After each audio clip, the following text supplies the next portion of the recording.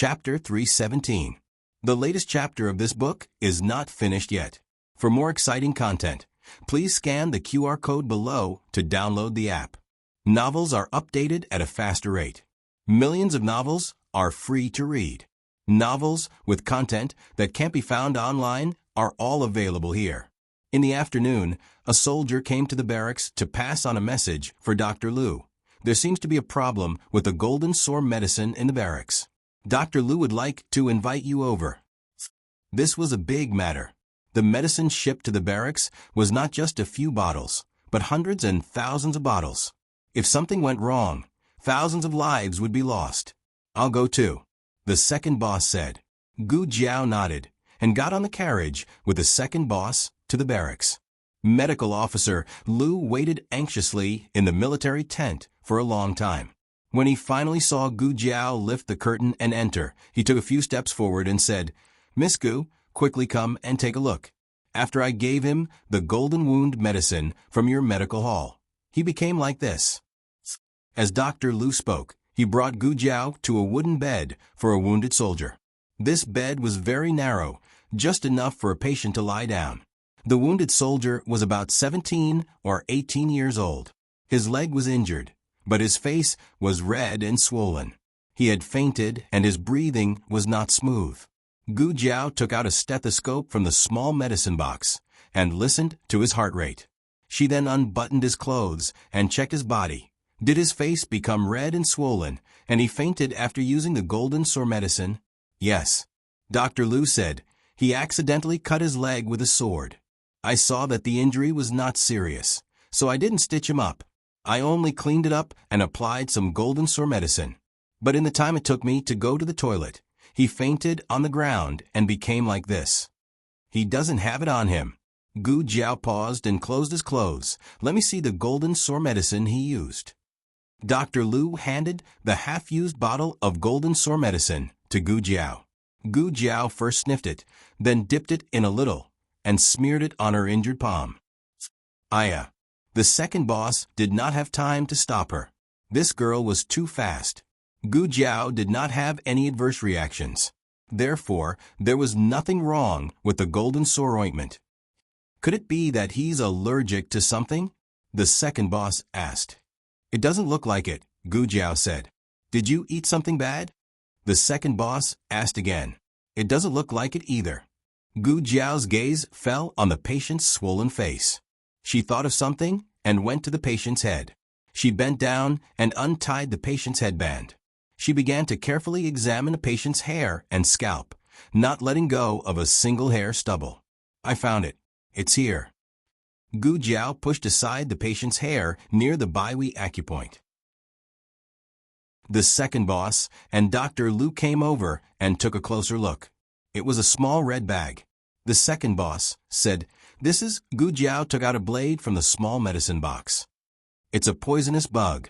A very powerful bug. The weather was hot. The Tiger Mountain Barracks was located at the foot of the mountain, so poisonous insects and snakes were not rare.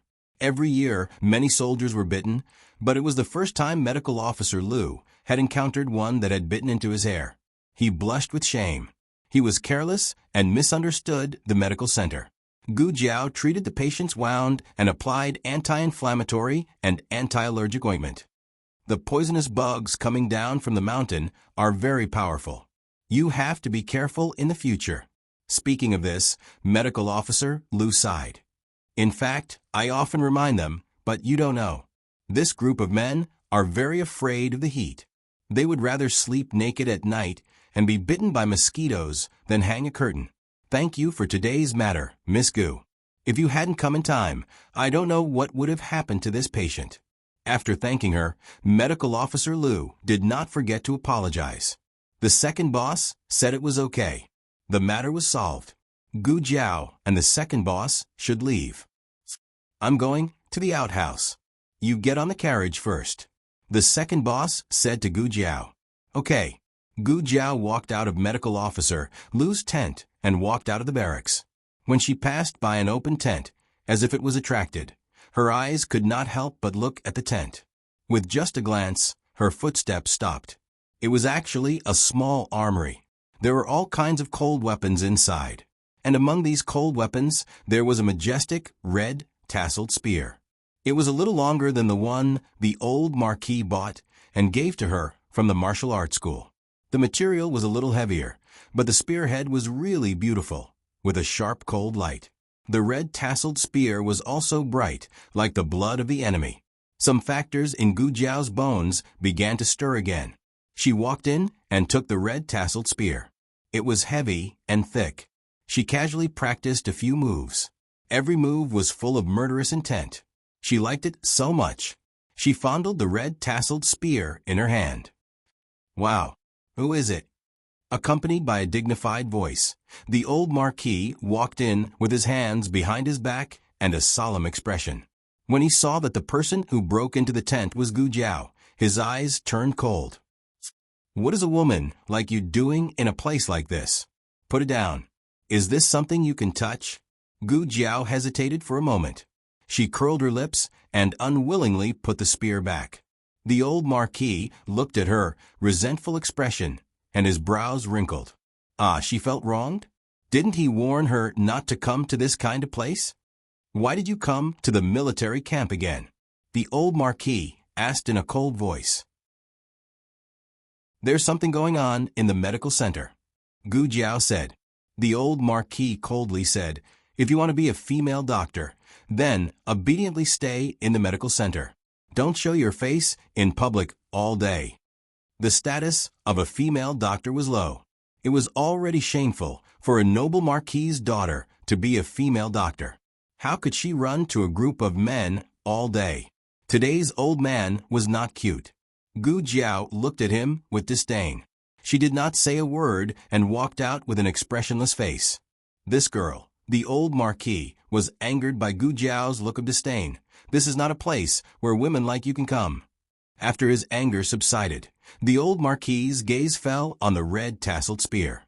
He was used to using the 9-section whip and long sword, so he did not have much interest in spears and lances. But with that girl's interference, he could not help but look at the red tasseled spear a few more times. Don't say it. It was quite impressive. Actually, this red tasseled spear had a history. It was originally the weapon of the Yin country's famous general, Xian Yuan Li. Xian Yuan Li gave it to the Chun country's king, and the Chun country's king gave it to the Chun country's Wu Marquis. When the two armies fought, Marquis Xianping killed the Chun country's Wu Marquis and took the other side's weapon for himself. When the Chun country's king surrendered, he hoped to take back the red tasseled spear. His Majesty agreed, but Marquis Xianping shamelessly refused to give it back. It was not completely true that he liked it. Didn't he just throw it into the armory to collect dust? Normal people could not use this red tasseled spear. First, it was too heavy and hard to control. Second, they were worried that Marquis Xianping would suddenly remember it and ask them for it back. He was really capable of doing such a thing. The old Marquis held the red tasseled spear in his hand and played with it a few times. Suddenly, he thought of his sworn little brother. He inexplicably felt that his little brother Gu would like this red tasseled spear. What was going on? However, little brother Gu was too young. He did not know if he would be able to control this kind of Yin country's heavenly weapon that had been used with a blood blade and had a strong, murderous aura. Coming out of the military camp, the second master said, "I won't be going back to the medical center in a while. I have to go to little brother-in-law's house." He told Xiao Sanzi the address, and coincidentally, it was not too far from a mortal music house. Gu Jiao's original plan was to wait for the limelight to die down before going to a mortal music house. But now that they were already at the door, it seemed that there was no harm in going. After the second master got off the carriage, Gu Jiao took out the men's clothing that was prepared in the carriage and changed into it. She also put on the mask. "Okay, just stop here." Gu Jiao said to Xiao Sanzi, "I will walk there myself." "Okay." Xiao Sanzi agreed. Gu Jiao got off the carriage, crossed a street, and arrived at the entrance of a mortal music house. But Immortal Music House was closed. Gu Jiao was puzzled. She stopped a young man who was selling oranges on the side of the road and asked, "Why is Immortal Music House closed?" The young man said, I heard that today is Immortal Music House's courtesan's birthday. Immortal Music House closed the door for a day and rented the largest pleasure boat on the lake to celebrate her birthday. If you want to see them, go to Lee Lake. I don't know if the boat has left yet. Many thanks. Gu Jiao thanked him. It was good that they did not close the business and run away. She would not go to the pleasure boat. She would come back another day. Gu Jiao turned around and walked back. She was used to walking on the right side of the road. The left side that she came from was now her right side. When she walked halfway, she saw an old beggar lying on the side of the road. The old beggar had fallen asleep, and his face was covered with a tattered straw hat. In front of him was a chessboard. The chessboard was very old. It was drawn on a wooden board, and the chess pieces were made of stone. They were randomly smeared with ink to make them black chess pieces. On the edge of the chessboard, there was a rag with a stone. On the rag, there was a line of crooked words, 1 game, 1 tail. The implication was that one had to pay 1 tael to play a game of chess with him. The people passing by all laughed at this beggar for being crazy. He was offering 1 tael to see if anyone was willing to play with him. There was also a line of crooked words, 1 loss, 10 taels. In other words, whoever won against him would be able to take 10 taels of silver from him. Everyone wanted to laugh even more. Did a stinky beggar know how to play chess? Still boasting shamelessly, 1 loss, 10 taels. Who did he think he was? The chess saint of the 6 countries? Besides, with his poor appearance, they were afraid that he did not even have 10 copper coins on him. This was a madman. Gu Jiao looked at the chessboard, took a black chess piece from the chess box, and placed it down. Then she left. The old beggar slept until the sun was setting in the west before he woke up. Today was another day that he did not open for business. The old beggar yawned. Just as he was about to pack up his things and go back, he saw that the chessboard he had placed outside had been touched. He thought that it was another child who was bored. But when he took a closer look, he was dumbfounded. His chessboard had been broken by someone. The latest chapter of this book is not finished yet. For more exciting content, please scan the QR code below to download the app. Novels are updated faster. Millions of novels are free to read. Novels with connotations that could not be found online are all available here. https://www.zhbqg.com/89642_8964226/111959782. HTML Genius memorized the website address in 1 second. www.zhbqg.com Bikuga mobile reading website. zhbqg.com.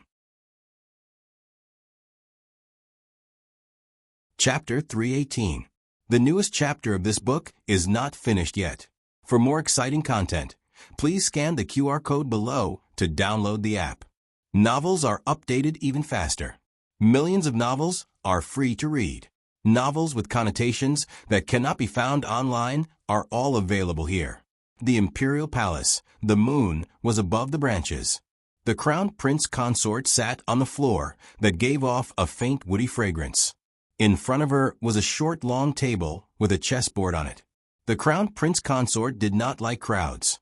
The Eastern Palace was usually very quiet and would only be noisy when Qin Shi was present. However, Qin Shi had moved to the Emperor's Pure Flowers Palace these days. The Eastern Palace was as quiet as water again. The palace servants stood by the Crown Prince Consort side. They looked down and did not make a sound. Suddenly, with a clap, a chess piece landed on the chessboard. The Crown Prince Consort smiled in relief. It's done. Only then did the palace servants dare to look at her. The personal female official asked with a smile, "Crown Prince Consort, what is done?" The Crown Prince Consort smiled. "I finally solved this chess game." "Which game did you solve?" The Crown Prince strode into the room. The female official and the palace servants all bowed. "Your Highness the Crown Prince." The Crown Prince Consort also wanted to stand and bow, but the Crown Prince quickly walked up and stopped her. The crown prince held her hand and sat down next to her. He looked at the chessboard on the table and said, "You played again?" "I had nothing to do, so I played casually," the crown prince consort said. The crown prince said with a smile, "We see that you play every day. Do you like playing chess that much? You spend more time looking at the chessboard than you do with us." The crown prince consort said warmly, "Crown prince is joking." "We are not joking. We are really jealous." Although the crown prince said this, his gaze and actions towards the crown prince consort were full of affection. He held her hand tightly and asked, "You still have not answered our question. What game did you solve?" The crown prince really did not have much interest in playing chess, but if it was related to the crown prince consort, then he would be very attentive.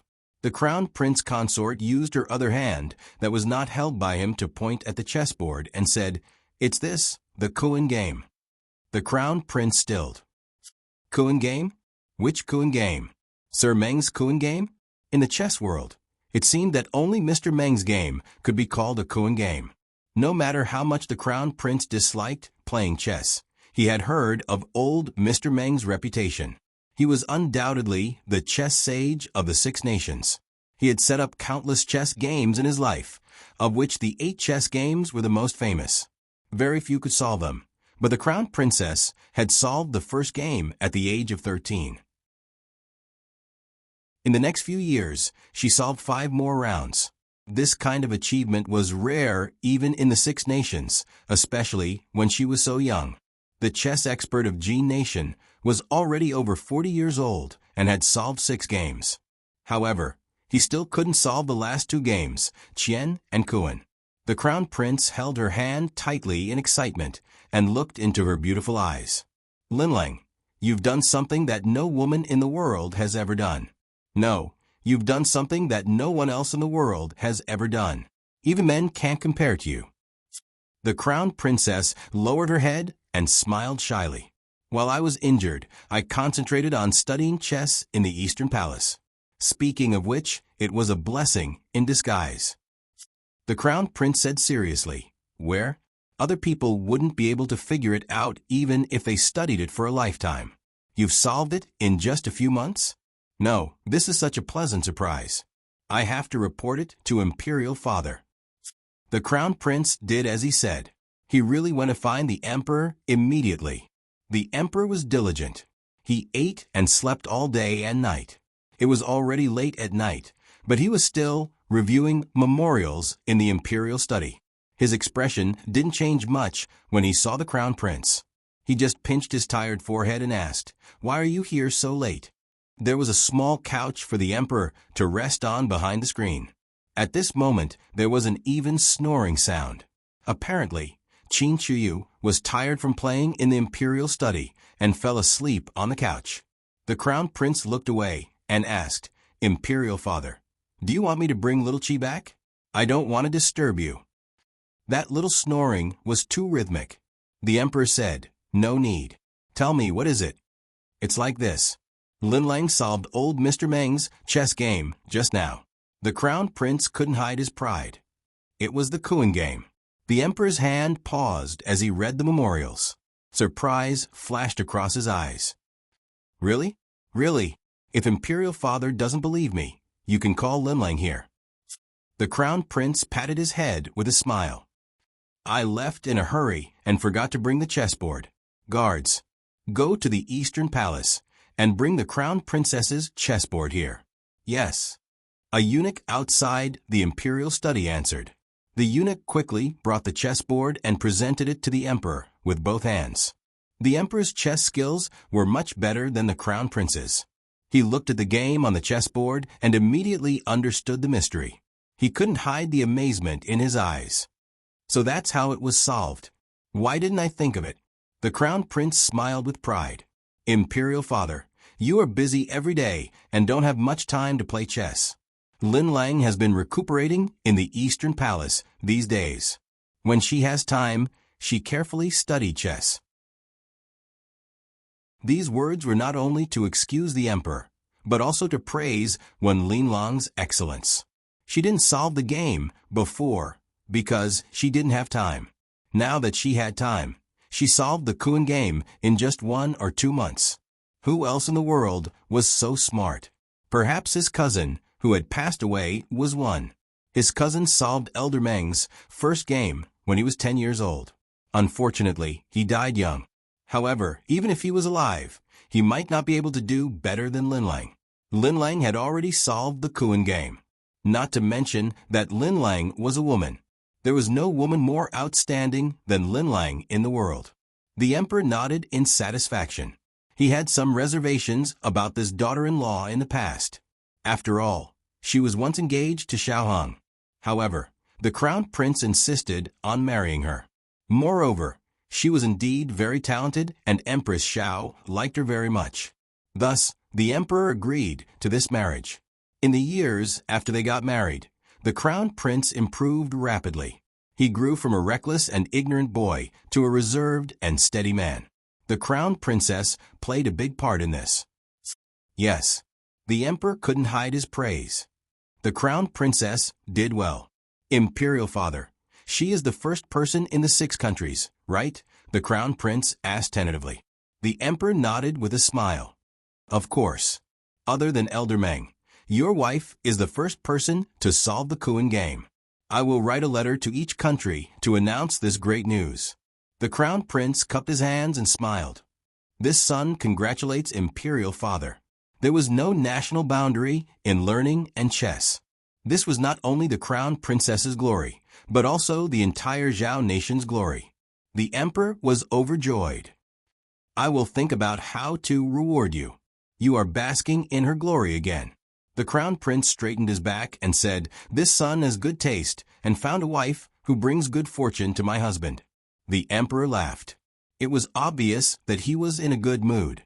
The memorial he received just now was related to the Eastern Palace, urging the crown prince to take in more concubines and expand the imperial family's bloodline. However, the crown princess suddenly made him proud, so the emperor temporarily suppressed this memorial.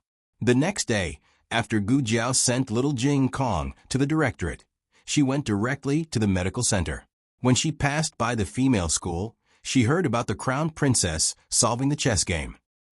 Did you hear? The crown princess solved Elder Meng's game? Didn't the crown princess solve it long ago? Not the 6th game, but the 7th game of the Kuan game. She even solved the Kuan game? Didn't they say that no one can solve the 2 games of heaven and earth? That's why the crown princess isn't human at all. She's an immortal. Of course, there were also those who were still brooding over the crown princess's broken bridge accident on the first day of the new year. Why are you so happy that she solved it? It's as if you solved the chess game. Moreover, how do you know if she really solved it or not? How can this kind of thing be faked? Just wait and see. It will be posted on the imperial list soon. Humph. Gu Jiao's expression was indifferent as she walked past the girls who were quarreling. She had no feelings for the crown princess and had no interest in her glory and achievements. She had recently obtained some saltpeter and wanted to try making something. She had never done it before, so she was a little unfamiliar with it. She poured out the saltpeter, sulfur, and charcoal and placed them on the ground. She wanted to make gunpowder. She needed weapons to make up for her lack of martial strength. Before she recovered the strength of her previous life, she really needed something powerful. If she had gunpowder last time when the assassination happened on the cliff, she wouldn't have been forced to almost fall off the cliff. Gunpowder was one of the 4 great inventions of ancient times, but gunpowder didn't seem to have appeared in this fictional dynasty. With the raw materials she could currently find, she could only make black gunpowder. It wasn't as effective as yellow gunpowder, and it wasn't a powerful explosive, but it was still much more powerful than silver needles and darts. Gu Jiao had a rough idea of the raw materials, but she wasn't sure about the ratio. The slightest difference could lead to a huge difference. A small change in the dosage could cause the black gunpowder's power to greatly decrease. So she had to be patient and try. The charcoal didn't have any smell, and the sulfur was tolerable. But this saltpeter, the second boss, used his sleeve to cover his nose as he came to Gu Jiao's small courtyard. Little Gua, you, what is this? Saltpeter, Gu Jiao said. Seeing that the second boss didn't seem to understand, she changed her words. It's soil with bird droppings. The second boss, the corner of the second boss's mouth twitched. You, what do you want to do with bird droppings? Gu Jiao said, boil. The corner of the second boss's mouth twitched again. He looked at Gu Jiao with an indescribable expression. It's not boiling, right? Boiling in a pot? Gu Jiao nodded. It has to be boiled to get the saltpeter. After filtration, it will be made into saltpeter. You came at the right time. Help me boil it. The second boss's whole body felt unwell. You're a young girl. You can boil anything, but you have to boil bird droppings. Saltpeter is clean. Gu Jiao said, I don't care. I don't want to boil bird droppings. After a quarter of an hour, the second boss miserably held a stick and began to boil bird droppings as if there was nothing left to live for. After boiling, the white foam was scooped out and filtered with gauze. Then it was wrapped and buried in the ashes. The weather was hot, and the water evaporated very quickly. In the afternoon, a few heavy bags of saltpeter were ready. The saltpeter made by Gu Jiao was sparkling and translucent, with a faint white color. Gu Jiao was very satisfied. She looked at the second boss, whose face was full of disgust, and said, Saltpeter is actually a very good medicinal material. The second boss, don't tell me you gave it to me before. Gu Jiao nodded seriously. Last time you had indigestion, I gave you a bag of white powder. Did you forget? So he ate bird droppings at that time? Let him die on the spot. The second boss was deeply shocked. He was carried back to his room by Xiao Sanzi to rest. Gu Jiao let the maid clean up the scene. According to the ratio of 50% saltpeter, 30% sulfur, and 20% charcoal, she mixed a black powder. Last time, little Dudu came in handy. She filled it with water and wrapped it in cloth to make a simple airbag. She put the airbag on her body and put on a helmet.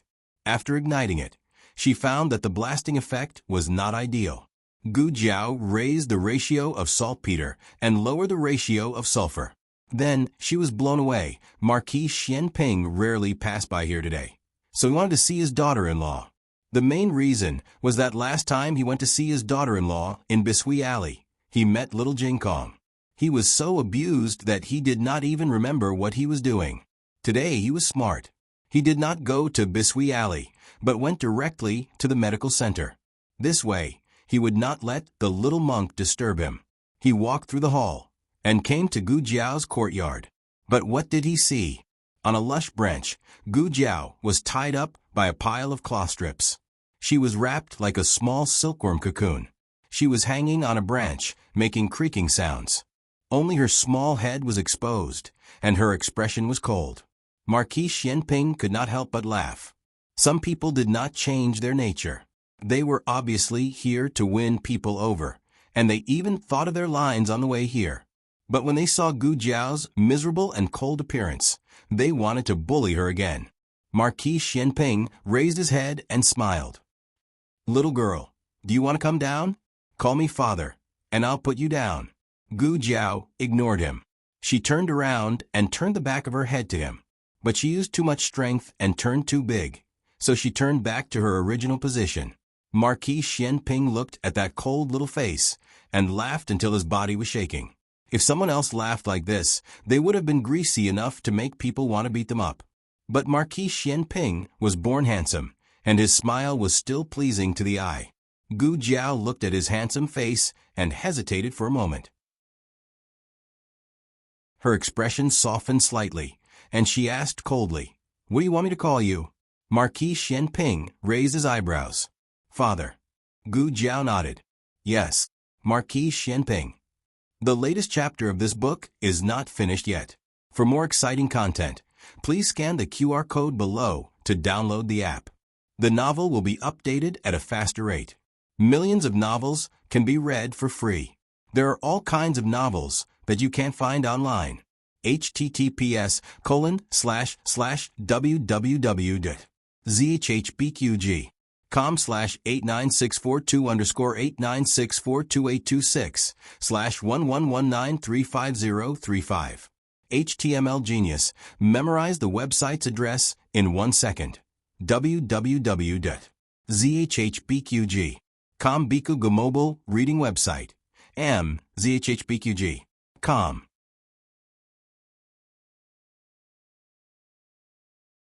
Chapter 319. The latest chapter of this book is not finished yet. For more exciting content, please scan the QR code below to download the app. Novels are updated faster. Millions of novels are free to read. Novels with content that can't be found online are all available here. Marquis Xianping was hurt again. Were all kids these days so good at making people angry? Marquis Xianping clutched his chest. He was the Marquis of Xianping who could choke people to death without paying for it. He was invincible in the capital. So why was he being choked one after another here? Marquis Xianping couldn't remember what he was here for. He asked Chongjing to put him down and left with a sad expression.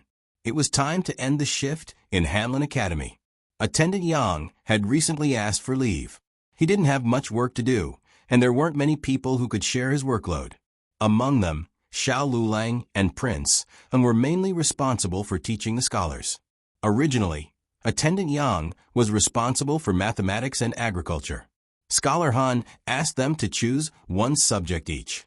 Prince chose mathematics because he wasn't born and raised in the countryside and wasn't as experienced as Xiao Lulang in farming. Xiao Lulang didn't say anything and happily took over the agriculture class. He didn't have much experience in farming. When he was in the countryside, Gu Jiao had a few acres of land. Unfortunately, he and Gu Jiao didn't know how to farm, and it was later abandoned. He wasn't as experienced in farming as little Jing Kong. At least little Jing Kong watered the vegetable garden every day and caught insects. Occasionally, he would follow Gu Jiao to weed. In order to teach this class, Xiao Lulang had been learning how to farm recently. After the shift, he planned to go home and farm.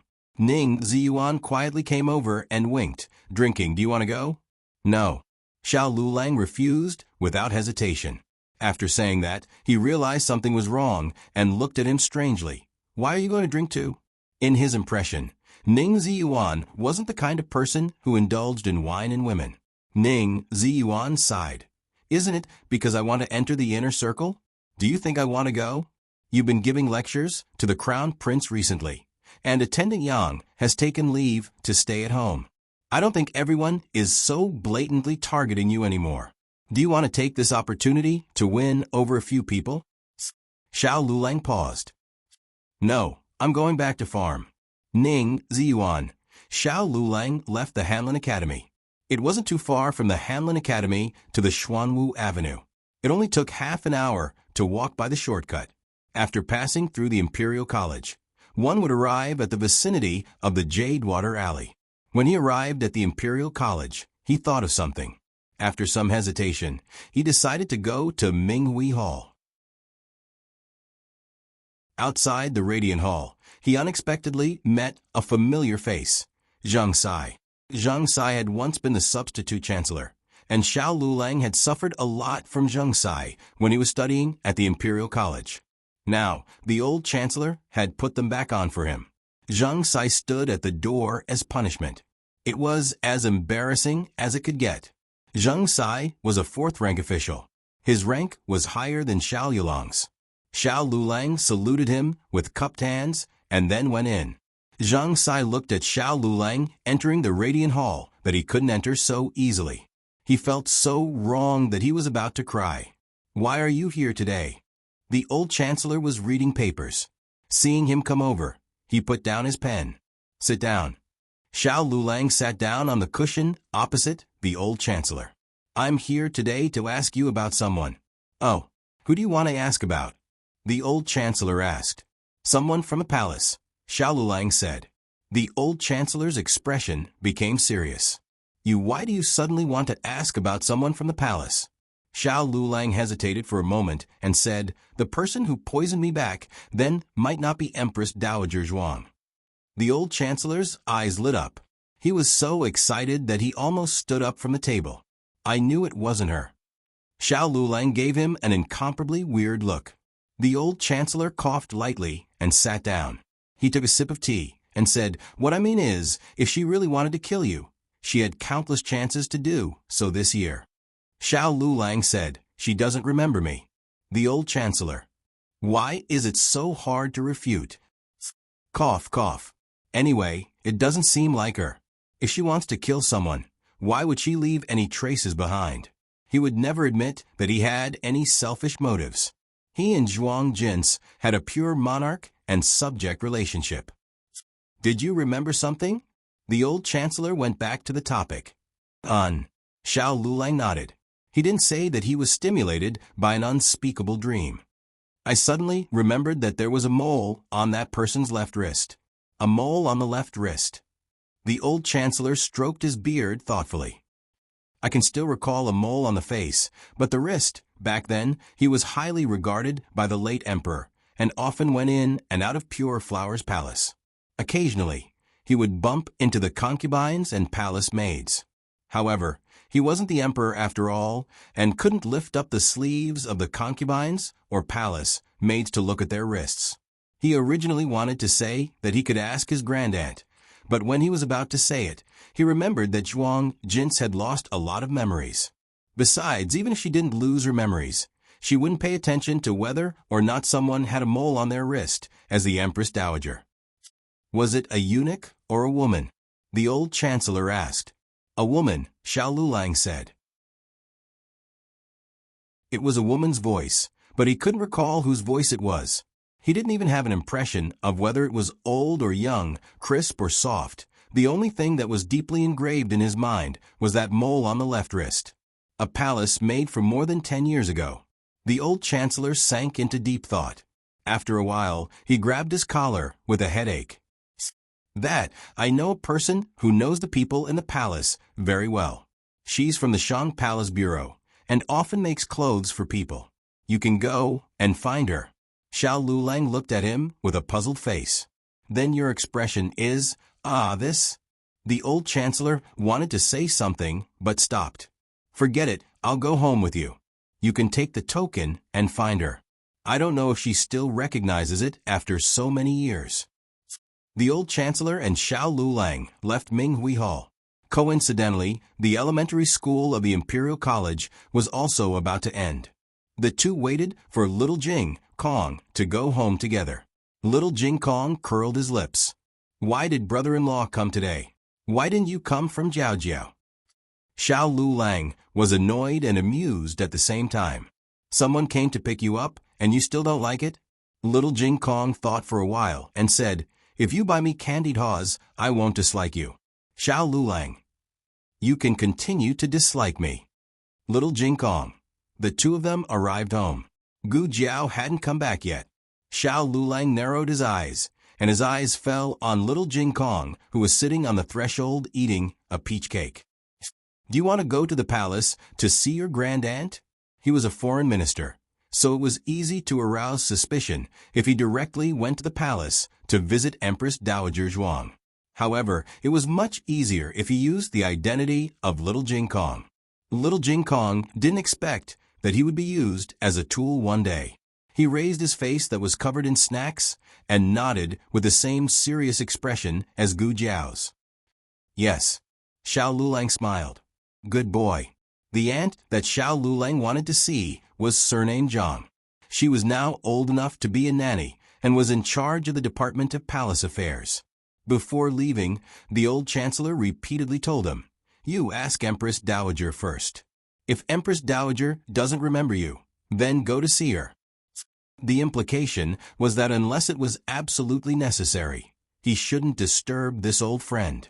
Xiao Lulang looked at him strangely. Is it Master's wife? What Master's wife?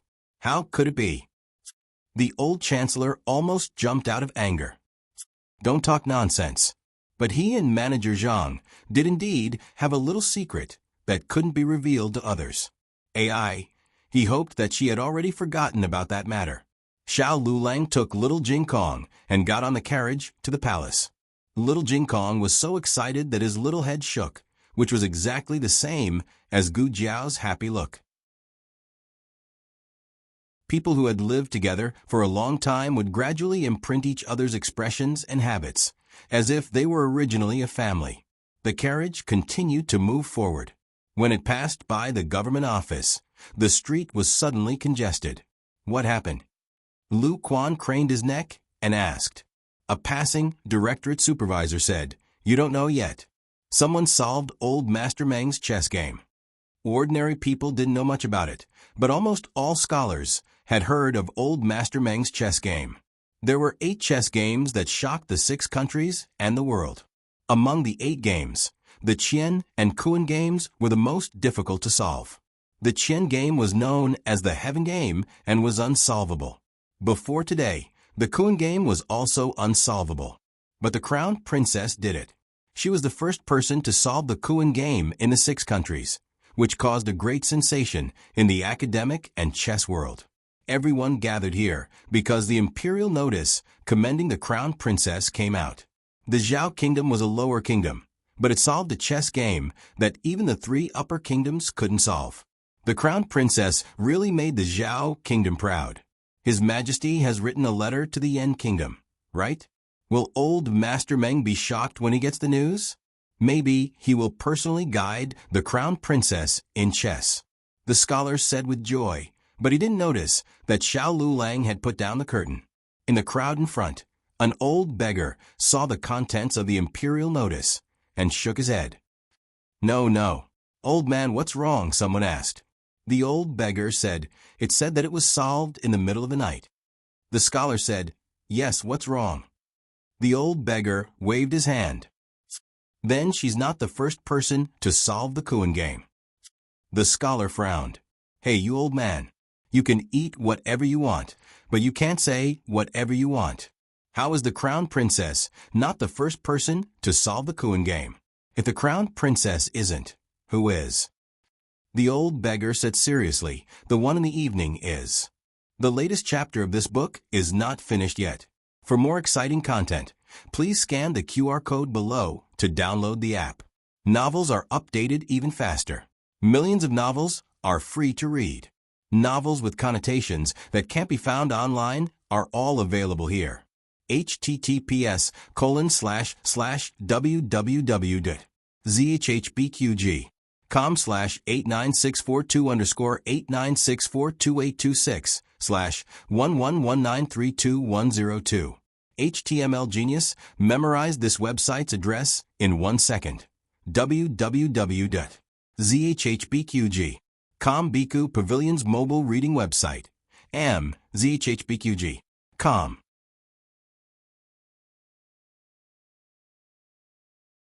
Chapter 320. Please scan the QR code below to download the app for more exciting content. Novels are updated faster. Millions of novels are free to read. Novels with content that can't be found on the internet are available here. Forget it. Why are you arguing with an old beggar? He looks like a lunatic. This is not a good place to be. Another young man pulled the scholar's sleeve and pointed at his own head, indicating that the scholar should not argue with the old beggar. On the surface, it seemed that the scholar was trying to stop the fight, but in fact, he was mocking the old beggar. What does a beggar on the street know? Does he know Go? Does he know what the 6 kingdoms and the 8 great chess games are? Does he understand the difficulty of the Kuan game? He is nothing. I'm not. The old beggar did not care how others looked at him. He kept repeating these words. Fortunately, most of the onlookers here were scholars. Apart from ridiculing the old beggar with words, they didn't do anything excessive like pushing or shoving the old beggar. The old beggar left while mumbling. Everyone looked at the way he was mumbling, and they were even more certain that he was a lunatic. Xiao Lulang did not like to join in the fun. After waiting for a while and seeing that there was no sign of the road ahead, he asked Lu Quan to change the route. In summer, days were long and nights were short. When they arrived at the imperial palace, the sky was still bright.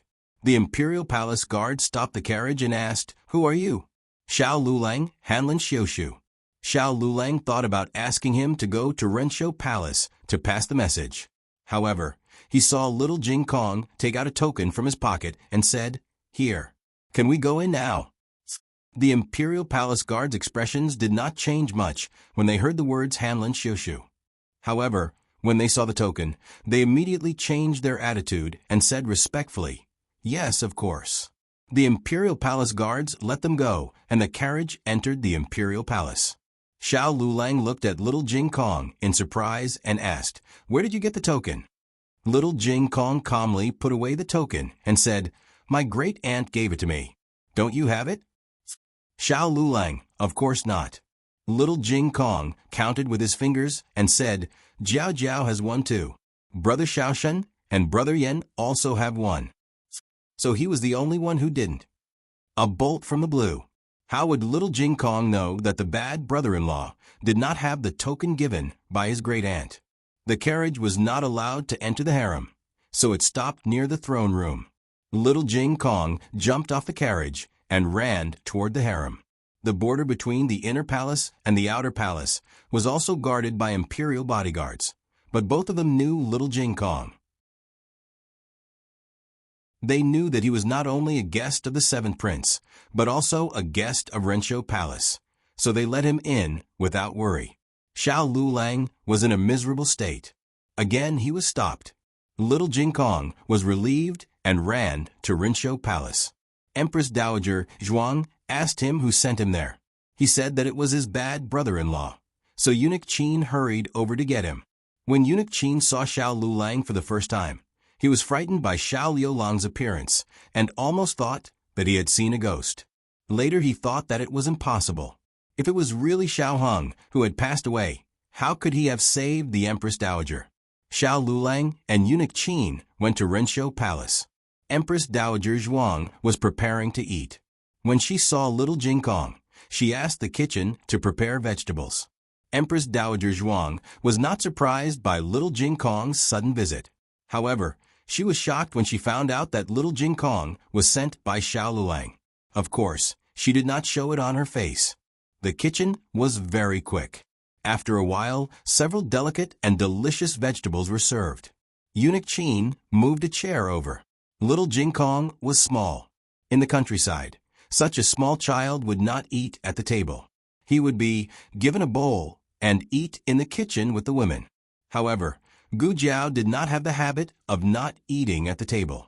Gu Jiao personally made little Jing Kong an exclusive chair.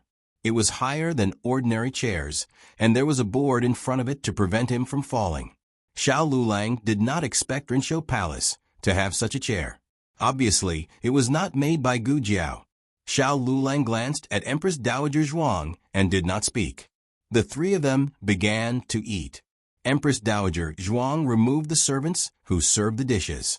Xiao Lulang did not know that there were special Hanlin officials who recorded the emperor's daily life until he entered the Hanlin Academy.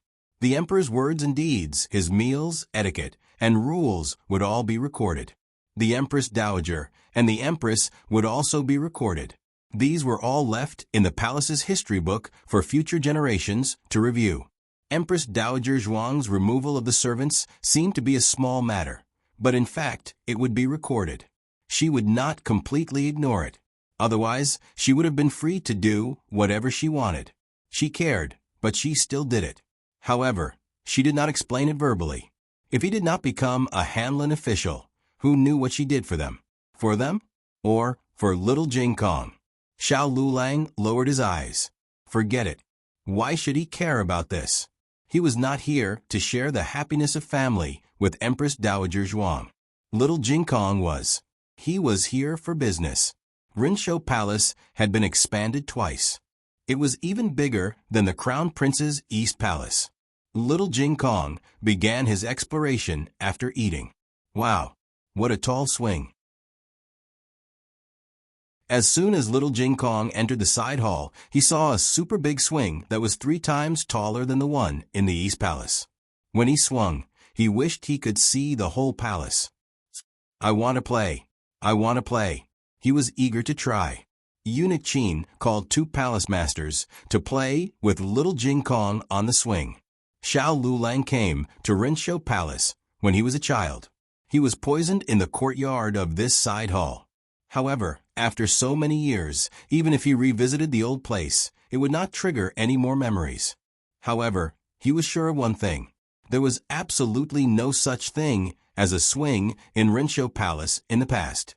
Because Empress Dowager Zhuang did not like children, Xiao Lulang soon found that there were not only swings in Rinshou Palace. There were also a lot of wood waiting to be carved, jade for people to play with, and precious medicinal materials collected from all over the world. Gu Jiao and his 3 brothers all had their own things. However, Xiao Lulang did not have anything. Xiao Lulang said don't care in his mind. However, a faint strange emotion unconsciously rose in his heart. He did not know what it was. In short, he did not feel good. Xiao Lulang tried hard to ignore the strange feeling in his heart. He turned to look for eunuch Qin. However, he caught a glimpse of Empress Dowager Zhuang sitting on a rattan chair and drinking tea leisurely. Empress Dowager Zhuang was looking at little Jing Kong. Xiao Lulang sighed. As expected, not only did he not have a token, he did not have anything that belonged to him. He could not even get a glance from her. Forget it. He did not care. Eunuch Qin brought a plate of fresh fruits over. He smiled at Xiao Lulang and said, Xiao Lulang, I saw that you did not eat much just now. Is the food in Rinshou Palace not to your taste? Eunuch Qin had stayed in by Shui Alley before. Naturally, he knew how much Xiao Lulang ate. Xiao Lulang said as if nothing had happened. No, the food is very good. It's just that the weather is too hot. I can't eat much. Eunuch Qin said, this servant guessed that it would be like this. This is freshly cut honeydew. It has been iced. There is also sour plum soup. They are all appetizing. Xiao Lulang, eat something simple first. In a while, this servant will ask the kitchen to make some of your favorite dishes. No need. Xiao Lulang declined. I want. Little Jing Kong shouted in the air. The corner of Xiao Liulang's mouth twitched. He was flying so high, but he could still hear them talking so softly. Eunuch Qin smiled and looked at him. Good. What do you want to eat? This servant will ask someone to make it later. Little Jing Kong said anxiously. I can't remember now. I will come down and tell you later. Eunuch Qin smiled and agreed. Okay. Xiao Lulang inadvertently glanced at Empress Dowager Zhuang again. Empress Dowager Zhuang was still drinking tea with her head lowered. It seemed that she had not looked at him from beginning to end. Xiao Liulang's heart was blocked again. Did she not like him that much? Xiao Lulang took a deep breath and decided to get down to business first. Eunuch Qin, can I ask you about someone? Go ahead. Do you know a palace maid or concubine with a mole on her wrist? Her left wrist. Eunuch Qin thought carefully and shook his head. I don't know and have never seen. He smiled and explained, I am a eunuch. If you ask a eunuch, I know a lot. But palace maids and concubines, I dare not keep staring at their hands. He did not ask Xiao Lulang why he wanted to ask about this. Xiao Lulang was not surprised by this answer. He didn't have much hope. Does the Empress Dowager know them? This servant will go and ask. Eunuch Qin did not say that he could ask the Empress Dowager. Since Xiao Lulang asked him, he naturally did not want to ask the Empress Dowager himself. As for whether he was embarrassed or for other reasons, it was unknown. After Eunuch Qin asked, he came to Xiao Lulang and said, the Empress Dowager has never paid attention to it. Then forget it. It's not a big deal. Xiao Lulang said calmly. That's right. Is Steward Zhang of the Shang Palace Bureau in the palace today? An old friend of hers asked me to give her something from outside the palace, and let me personally hand it to her.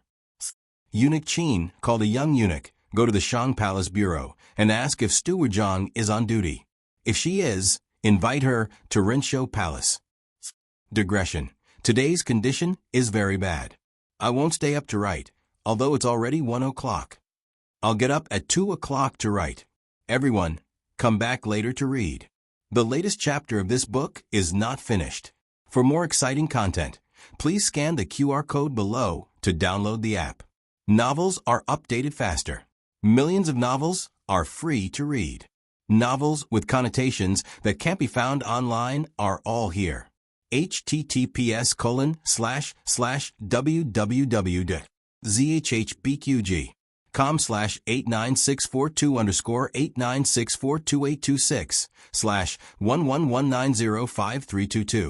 HTML Genius remembers this site's address in 1 second.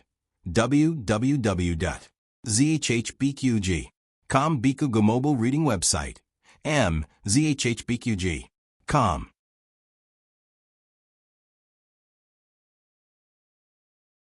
Chapter 321. The latest chapter of this book is not finished yet. For more exciting content, please scan the QR code below to download the app. Novels are updated even faster. Millions of novels are free to read. Novels with connotations that can't be found online are all available here. The young eunuch slipped away and went to the Shang Palace bureau. Not long after, he brought Manager Zhang over. Xiao Lulang was waiting for her outside of Rinshou Palace. Manager Zhang was an old mama in the palace. In Zhao country's imperial palace, there was a rule that palace maids could leave the palace when they were 25 years old. If they didn't leave, they could comb their hair and become ants. Manager Zhang was the latter. From palace maid to ants and then to a manager, she had given most of her life to the imperial palace. The eunuch who passed the message didn't say the specifics, so Manager Zhang thought it was the Empress Dowager summoning her. She came to the entrance of Rinshou Palace, and when she saw Xiao Lulang, she was shocked for a moment and then took a few steps back in fright. Because of her face, more than one person thought they saw a ghost. Manager Zhang was also old, so it was inevitable that she would be more scared. Xiao Lulang didn't take it to heart and said, "My surname is Lulang, written by Hanlon." Xiao Lulang? Not Xiao. Manager Zhang was about to say the name, but suddenly remembered that she was lowly and wasn't qualified to say the name of Zhao Du's young marquis. She composed herself and wiped the cold sweat on her forehead. "Sorry, I mistook you for someone else." Xiao Lulang didn't care. He took out the token that the old chancellor gave him, an inkstone that was missing a piece. When Manager Zhang saw the inkstone, her expression changed again. "You?" She wanted to say something, but stopped. After a moment, she asked, "Did Chancellor Wu ask you to come find me?" Xiao Lulang nodded and handed the inkstone to her. Manager Zhang took the inkstone and seemed to remember something. Her gaze became complicated. "I didn't think that he would come find me at this time. Is he okay?" "I heard that he returned to the capital and became the Chancellor of the Imperial College." Xiao Lulang said to her, "He is fine. Manager Zhang, don't worry." Manager Zhang smiled bitterly. "What do I have to worry about? Even if he was exiled to a bitter and cold place, he would not die in a foreign land. Naturally, he would take good care of himself." Xiao Lulang felt that the relationship between the two wasn't that simple, but it wasn't good for him to pry into other people's privacy. Manager Zhang lowered his head and looked at the inkstone in his hand. He was both angry and amused. After so many years, he still kept this lousy thing. "I thought he threw it away long ago. Speaking of which, it wasn't anything valuable, so why bother keeping it? Since he let you come to me with this, it shows that he trusts you a lot. Speak, why are you looking for me?" "No, wait, why are you looking for me? He will never look for me again in this lifetime." Xiao Lulang couldn't help but sigh when he saw her face filled with so many twists and turns, but he didn't know how to comfort her. Tears flashed in Manager Zhang's eyes. She smiled and said nonchalantly, "I've made a fool of myself. Tell me, what is it?" Xiao Lulang did not beat around the bush and said bluntly, "I'm here to ask Manager Zhang about a person." "What person?" Manager Zhang asked. Xiao Lulang said honestly, "A person with a mole on her left wrist. She has been in the palace for more than 10 years. I don't know if she's a palace maid or an imperial concubine." It couldn't be Empress Xiao. Empress Xiao was his aunt and wouldn't harm him. Moreover, Empress Xiao often hugged him, and he knew what her wrist was like. Manager Zhang frowned and fell into deep thought. "I don't have any impression, but I can help you find her. As long as she hasn't been let out of the palace in these years, I can help you find her." But Xiao Lulang understood. After all, It had been more than 10 years.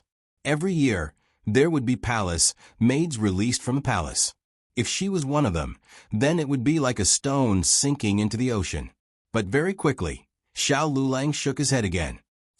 No, she shouldn't have been let out of the palace. Poisoning the legitimate son of Marquis Xianping was a serious crime. Once discovered, she would die, without a doubt. If it was an imperial concubines couldn't leave the palace. If it was a palace maid, she must have been ordered by someone. If she did such an important thing for her master, how could her master let her leave the palace? She would either be killed or kept by his side to continue working for him. But after he was poisoned, he didn't hear about any palace maid who died in vain. That person was still alive. She was still alive in the palace. Manager Zhang asked, more than 10 years ago? Xiao Lulang said, 14 years ago. Huh. Manager Zhang seemed to think of something. He took a deep look at Xiao Lulang and nodded. Then you want to find the person who entered the palace 14 years ago. Okay, leave it to me. Manager Zhang took the inkstone and left. Xiao Lulang looked at her back, gradually disappearing into the night. Somehow, he inexplicably felt that her back was a little staggered and lonely. It was late, and the palace was about to close. Little Jing Kong said goodbye to Empress Dowager Zhuang. Little Jing Kong said seriously, "Great aunt, you can't secretly eat candy, drink sugar water, or eat fried shortbread. I will tell Jiao Jiao." Empress Dowager Zhuang looked disgusted. I know. You talk too much. Hurry up and leave." Little Jing Kong put his little hands behind his back, tilted his head, and raised his eyebrows. "Then don't miss me too much."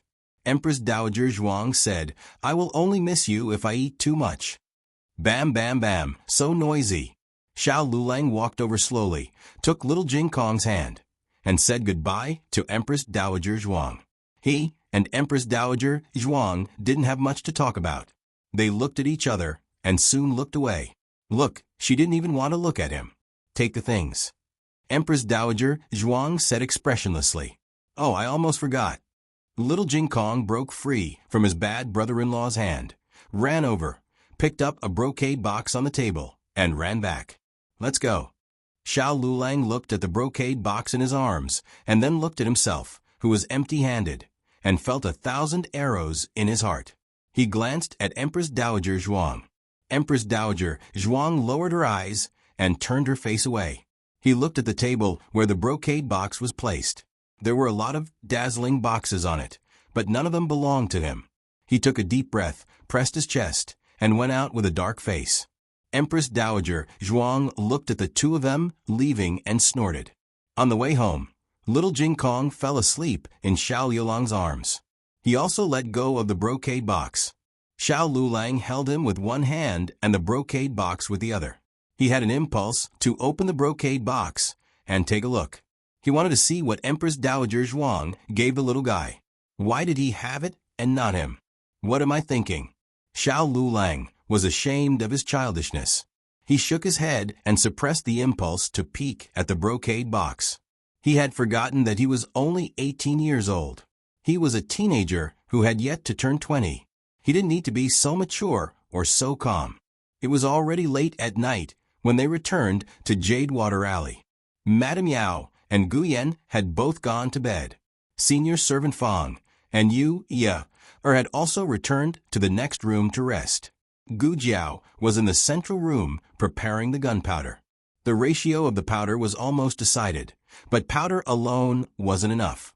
They still had to make it into a powerful weapon or concealed weapon. When she heard movement at the door, she put down what she was doing and walked out. "You're back." "Yes." Xiao Lulang nodded. Gu Jiao walked over and took Little Jing Kong, who was sleeping soundly, and put him on the bed in the west room. "What is this?" Xiao Lulang looked at the pile of black things on the table and asked. Gu Jiao walked out, thought for a while, and said, "I don't know what it is." Black firecrackers?" Xiao Lulang, "What kind of name was that?" Gu Jiao made the gunpowder into the size of a pellet and put it in a small improved bamboo tube. Phosphorus powder was added to the small bamboo tube. Phosphorus had a low ignition point. so it would spontaneously ignite when heated by friction. It would ignite the gunpowder in the bamboo tube and cause a small explosion. The explosion wasn't very powerful, but it was mainly used as a deterrent. However, there was also a hidden danger. What if the phosphorus powder spontaneously ignited, without friction, when the weather was too hot? Therefore, it still had to be improved. Gu Jiao said, "I've boiled the water. You go wash up and sleep first. I'll be done in a while." Xiao Lulang thought she was making pills, so he didn't say anything. Gu Jiao continued to bury her head in the gunpowder. Seeing that he seemed to have something to say, she asked, "Is there anything else?" Xiao Lulang opened his mouth. "No. Forget it. Let's find the person first." The next day was the day Xiao Lulang entered the palace to give a lecture to the crown prince. When he just entered the upper study room, he heard that something big happened in the imperial harem. A steward of the Shang Palace bureau died in his room. The emperor was furious and immediately rushed to the imperial harem after the morning court. Which steward was it? Xiao Lulang asked an old eunuch in the upper study room. The old eunuch whispered, "Steward Zhang. The emperor's clothes were all made by her." The emperor was still talking about her a few days ago. Xiao Lulang didn't know that Steward Zhang was actually a female official who was highly regarded by the emperor. The old chancellor didn't say anything. Of course, it could also be that the old chancellor didn't know. After all, it was a matter of the imperial harem.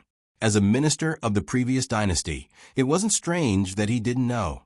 However, he just looked for her last night and something happened to her today. This was very strange. The latest chapter of this book isn't finished yet. For more exciting content, please scan the QR code below to download the app. Novels are updated at a faster rate. Millions of novels are free to read. Novels with connotations that can't be found on the internet are all available here. https://www.zhbqg.com/89642_8964286/111898167. HTML Genius remembered this website's address in 1 second. www.zhbqg.com Bikuga mobile reading website. zhbqg.com.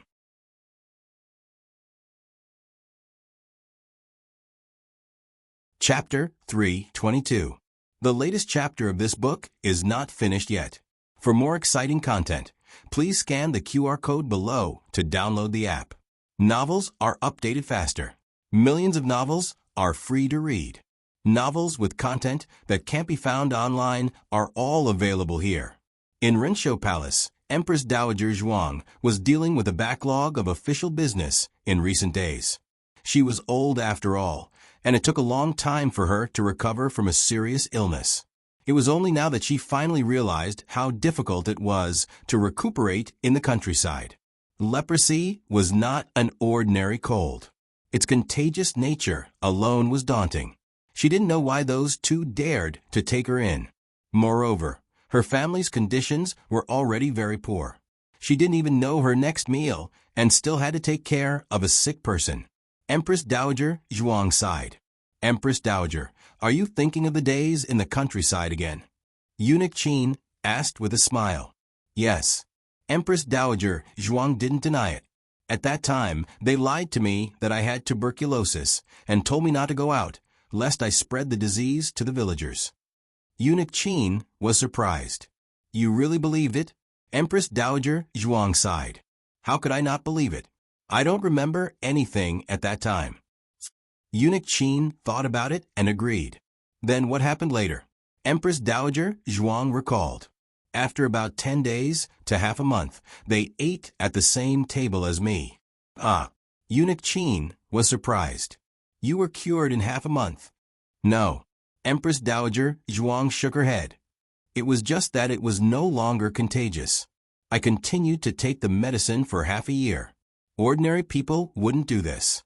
Even if they were cured of leprosy, they would be avoided like snakes and scorpions." "Miss Gu and Xiao Xiuzhua treated you sincerely. This servant is happy for you." Eunuch Qin's words came from the bottom of his heart. He met the Empress Dowager when she was banished to the cold palace. He was a little eunuch in the cold palace. He was chosen by the virtuous empress and was asked to serve by her side. After the virtuous empress left the cold palace, he was also taken out. In the blink of an eye, he had accompanied the Empress Dowager through ups and downs for dozens of years. There were many people who flattered the Empress Dowager, but those who truly cared for her without asking for anything in return were rare.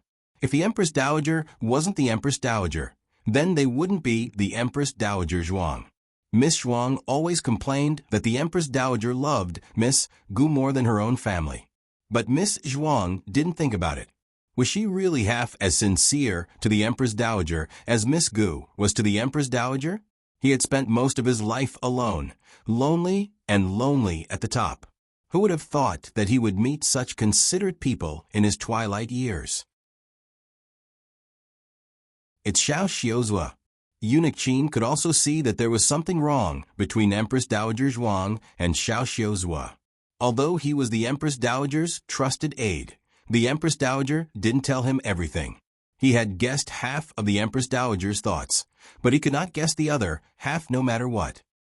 Is it because he looks like the deceased young marquis? Eunuch Qin asked cautiously.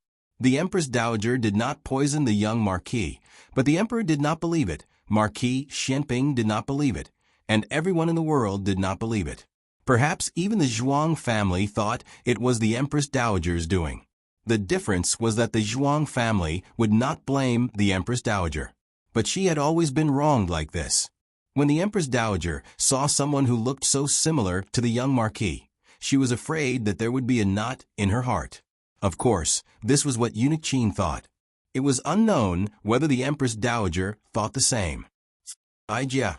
Empress Dowager Zhuang was about to say something when a palace maid's panicked voice came from outside the study. Your Majesty, you cannot go in. I am the Son of Heaven. The whole world belongs to me. A mere Rinshou palace has blocked me outside the door twice. Do you want a rebel? It was the Emperor's angry shout. Empress Dowager Zhuang frowned impatiently and gave Eunuch Qin a look. Eunuch Qin walked out with a horsetail whisk and said to the palace, Maids, you can withdraw. He then bowed to the Emperor. Your Majesty, please come in. Humph. The Emperor coldly glared at everyone, flung his sleeves, and entered the Empress Dowager Zhuang's study. The Empress Dowager really is good means. You are not idle even when recuperating in Rinshou Palace. You just have to make things difficult for me. Does the Empress Dowager not want to see me have a day of peace? Eunuch Qin, who had chased in, looked at the Empress Dowager, and then looked at the pale-faced palace maids in the room. His face became very ugly. Empress Dowager Zhuang lightly said, You can all withdraw. Yes. Eunuch Qin and the palace maids withdrew. Empress Dowager Zhuang expressionlessly looked at the emperor and threw the booklet in her hand on the table. What are you doing? The emperor sneered. I should ask the Empress Dowager this question. What is the Empress Dowager doing? Is it not enough for you to listen to politics from behind the curtain? Is it not enough to control half of the country? Is it not enough to force my mother to go to the nunnery? How much more vicious do you want to be? Do you have to kill everyone around me one by one? Empress Dowager Zhuang frowned. Who did I kill? Huh. The emperor stood in front of the desk and looked at the dignified Empress Dowager Zhuang. What is the Empress Dowager singing? You have already done it, and you still don't dare to admit it. Haven't you and I already fallen out? There is no need to feign civility. Empress Dowager Zhuang's eyes flashed with coldness, but her expression was still indifferent. I have done too much. I don't know which thing you are referring to. The emperor angrily laughed. You finally admit it. You are a crazy and vicious woman. Whatever you have, you can come at me. Why did you kill Manager Zhang? How did she provoke you? Manager Zhang? Empress Dowager Zhuang frowned strangely. The emperor angrily pointed at Empress Dowager Zhuang. Stop pretending. Last night, Manager Zhang was summoned to Rinshou Palace by the Empress Dowager. When she went back, she hanged herself. Empress Dowager, Do you dare to say that she was not killed by you?" Empress Dowager Zhuang sneered, raised her eyes slightly, and curled her lips. "So what if I killed her?" She slowly stood up, walked out from behind the desk, and walked towards the emperor step by step. "Can you cripple me or kill me? Even if Aijia kills everyone around you, what can you do to Aijia? You vicious woman." The emperor raised his hand. "Your Majesty." Xiao Lulang quickly walked in, threw away his crutches, held the emperor's hand, and shielded Empress Dowager Zhuang behind him. Empress Dowager Zhuang was startled when she saw the young man suddenly blocking in front of her. The young man's body was thin and his legs were not good, but he did not hesitate to block the emperor's courage. The emperor was unable to restrain his anger. "Xiao Lulang, get out of the way." "It's not the Empress Dowager," Xiao Lulang said solemnly. He did not move, nor did he let go. "It's not the Empress Dowager, it's this official. Last night, it was this official who called Manager Zhang over. It has nothing to do with the Empress Dowager." The emperor was so angry that his lungs were about to explode. "Even you are speaking for her. Each and every one of you are all on her side. Xiao Lulang, you are the new top scorer that I personally appointed." Xiao Lulang said seriously, "This official is your Majesty's official and is your Majesty's top scorer. Because of this official does not want to see your Majesty make a mistake. Your Majesty's actions today will be recorded by historians in the future. Your Majesty is a wise ruler, and your achievements will be passed down through the ages. You cannot ruin your 100 years of reputation because of a moment of impulse." The emperor sadly and sullenly asked, "Was I wrong? Was I wrong?" Xiao Lulang said, "Your Majesty is not wrong. Neither is the Empress Dowager. The one who is wrong is this official. This official shouldn't have come to find Manager Zhang. If your Majesty wants to blame someone, then blame this official. It was this official who caused her death. You. The emperor was so angry that his eyes were blood red and his entire body was trembling. Your Majesty, you have to know what happened." Eunuch Wei entered the room to persuade. His Majesty held back his emotions that could explode at any time and nodded. "All right, tell me, why are you looking for Manager Zhang? How did you cause her death?" Xiao Lulang couldn't say that he was investigating a case from 14 years ago. The timing wasn't right and there wasn't enough evidence. Xiao Lulang gave it some thought and said, "This official is returning something to her on behalf of someone. When I was returning it to her, this official noticed that her emotions weren't right." This was the truth. When Manager Zhang received the broken inkstone, her emotions were indeed not right. However, Xiao Lulang didn't think too deeply about it at that time. Now that he thought about it carefully, he was afraid that there was a deeper bond and relationship between Manager Zhang and the old chancellor than he imagined. "Who are you delivering it on behalf of?" the emperor asked. "This official can't say," Xiao Lulang said. If he didn't say, wouldn't the emperor guess? How many people in the world could make him personally deliver a message to the palace? Since this person was related to Manager Zhang, then this person must be around the same age as Manager Zhang. A name was about to come out. "Summon Chancellor Hua." "Let go. Do you want me to summon Chancellor Hua to the Empress Dowager's bedroom?" "Follow me to the Imperial Study Room." "Yes." Xiao Lulang then let go of his hand. The old chancellor was summoned into the palace. The emperor didn't give him and Xiao Lulang a chance to make a confession. He directly asked someone to bring Xiao Lulang away and began to interrogate the relationship between Manager Zhang and the old chancellor. The emperor also didn't tell the old chancellor that Manager Zhang was already dead. However, how shrewd was the old chancellor? He could easily guess that something had happened. When an ordinary person was interrogated about their relationship with a female official in the palace, they would try their best to deny it. After all, it was a serious crime to blaspheme a female official. However, the old chancellor felt that this matter wasn't simple. He almost didn't think much before saying that he and Manager Zhang had an unknown past. There was also a token of love between them. Last night, he asked someone to return the token to her, which could be considered as ending their relationship. If what the old chancellor said was true, then Zhang Xiu committed suicide for love. The emperor squinted his eyes suspiciously. Why did you end it? Is it because of the Empress Dowager? This official doesn't dare.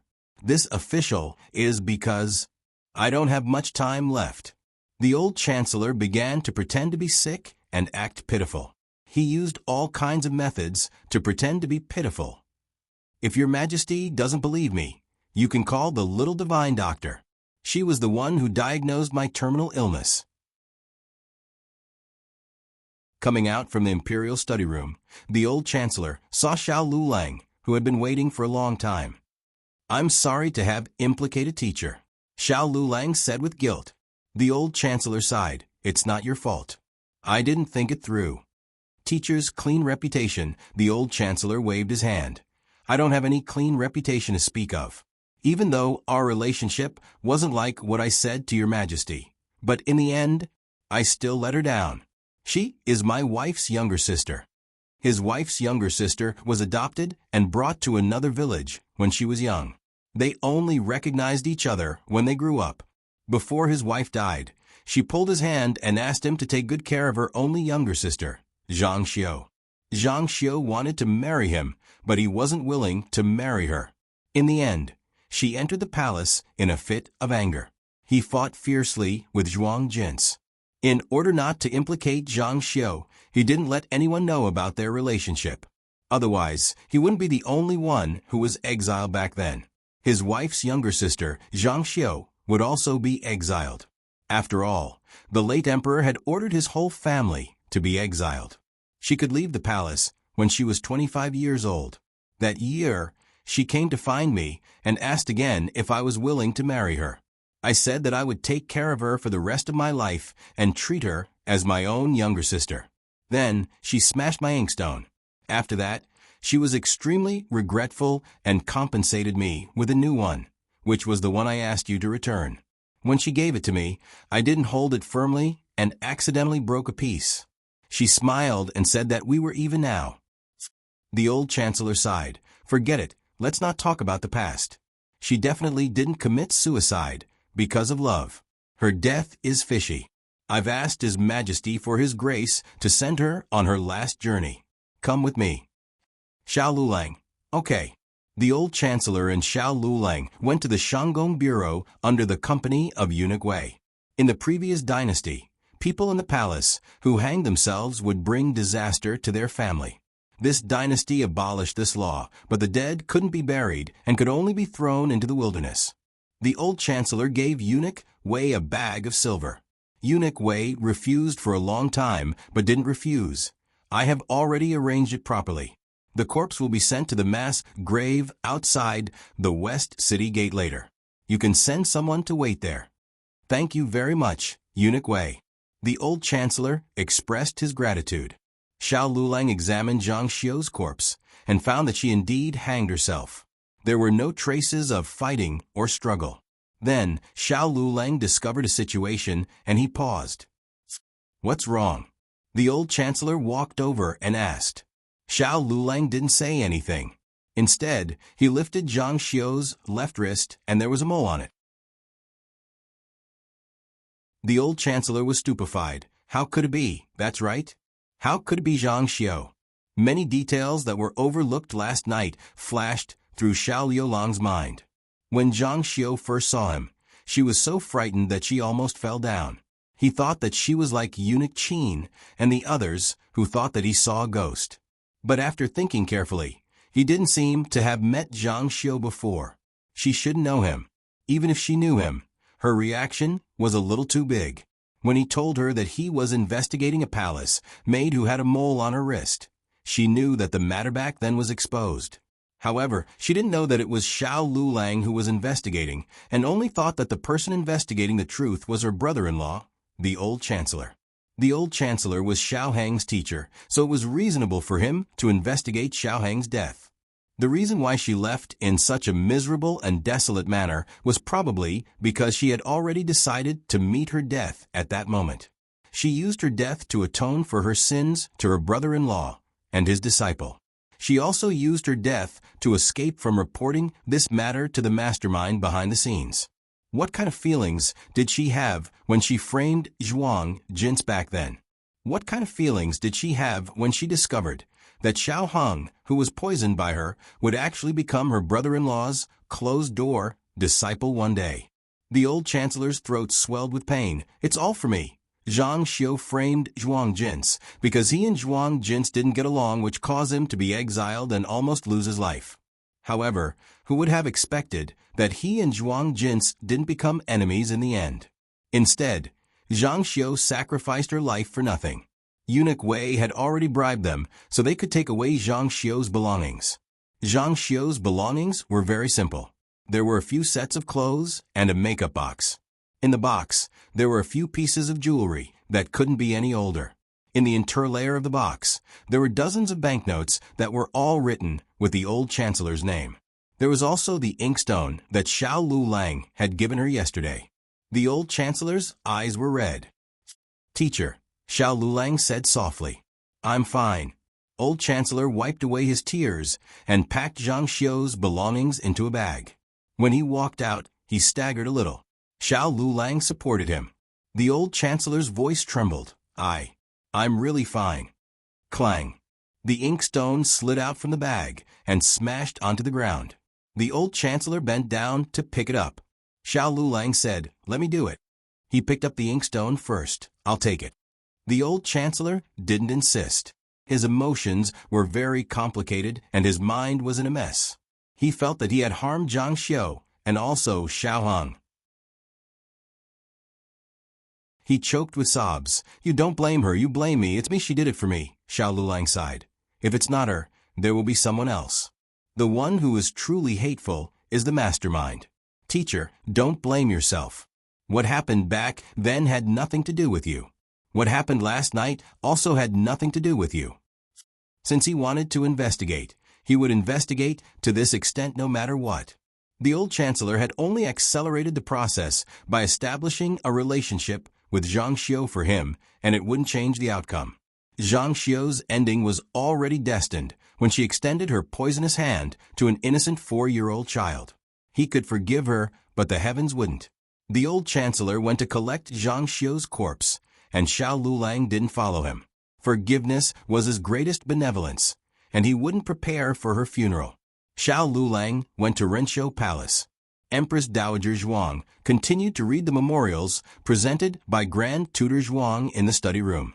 The memorials passed through her hands once before they were returned to the ministers and presented to the emperor in the imperial court.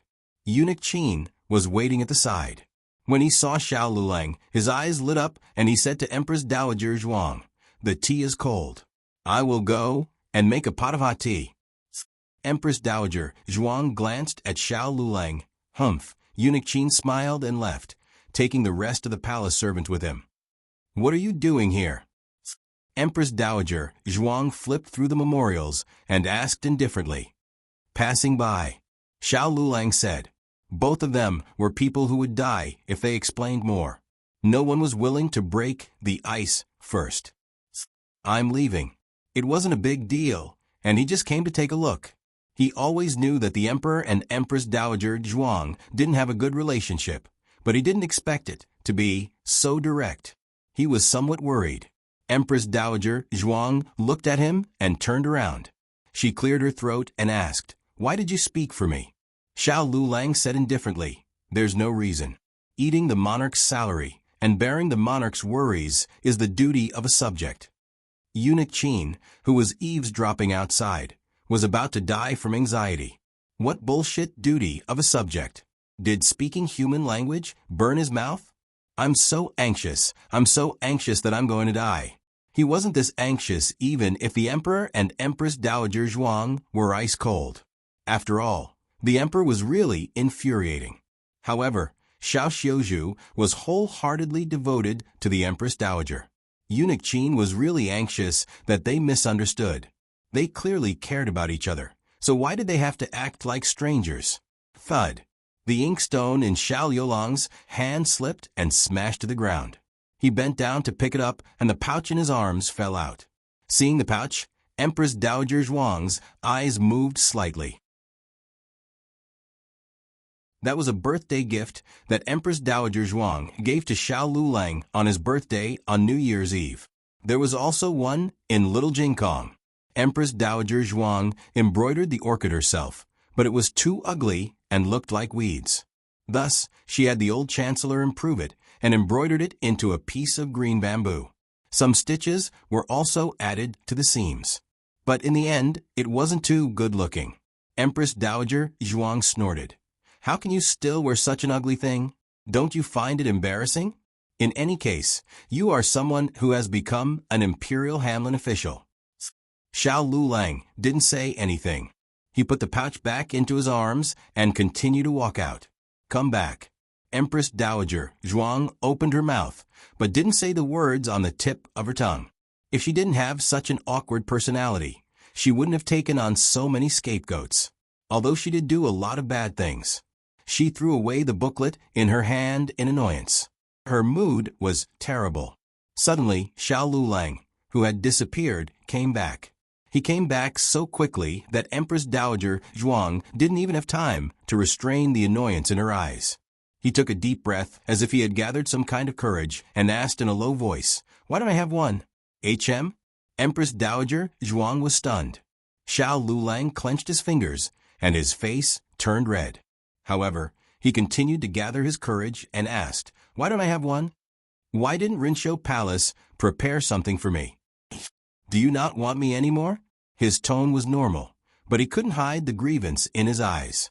Empress Dowager Zhuang's heart clenched. That grievance poked at her heart and made it hurt. She lowered her eyes and said in a low voice, "I just thought you didn't want it." "Why don't I want?" Before he could finish, Xiao Lulang paused. "I just thought you didn't want it." The amount of information in this sentence was enormous. Xiao Lulang didn't want his great tant's things. Xiao Hung didn't want it.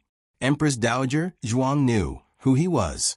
She also remembered that she had once poisoned Xiao Hung. She also knew that Xiao Hung had always been afraid of her, and hated that he couldn't stay away from her. "You didn't think?" "Ask me?" "Aijia thought about it, but Aijia was afraid." Empress Dowager Zhuang almost used up all her courage and face to confess her feelings. Because she cared too much, she was afraid of being rejected.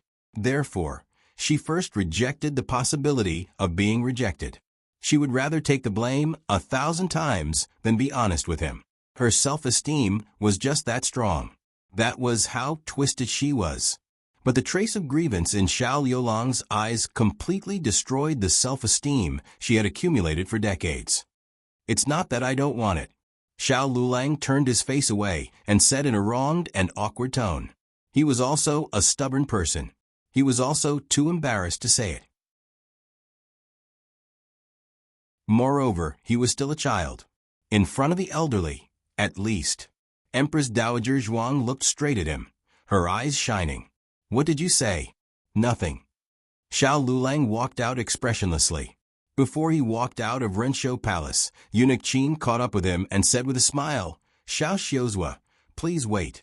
You forgot to bring something." Xiao Lulang, "I didn't." Eunuch Qin, Yes. Please come with this servant to get it." Xiao Lulang was brought to a side hall of Rinshou Palace by Eunuch Qin.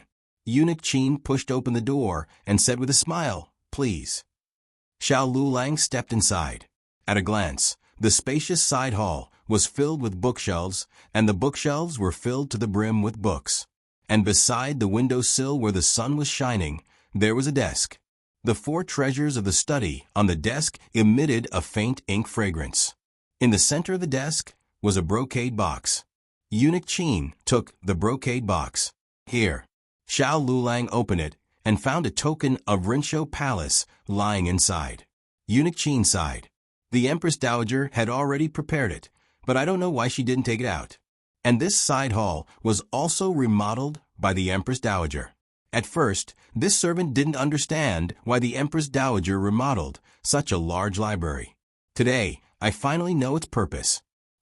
They only had a small room or a small courtyard, but he had such a large library. Xiao Lulang found it hard to believe and was speechless. He didn't suspect that Eunuch Qin's words were false. After all, the token could be given, but the library couldn't be made. The smell of paint was new and strong. He stood there in a daze, like a dumbfounded little chick. It was also at this moment that the air of youth faded from his body, and he had a bit of a child's naivety and inexperience. Being forced to grow up was helplessness, but being spoiled like a child was a kind of luck and happiness. Xiaoxiuzhua.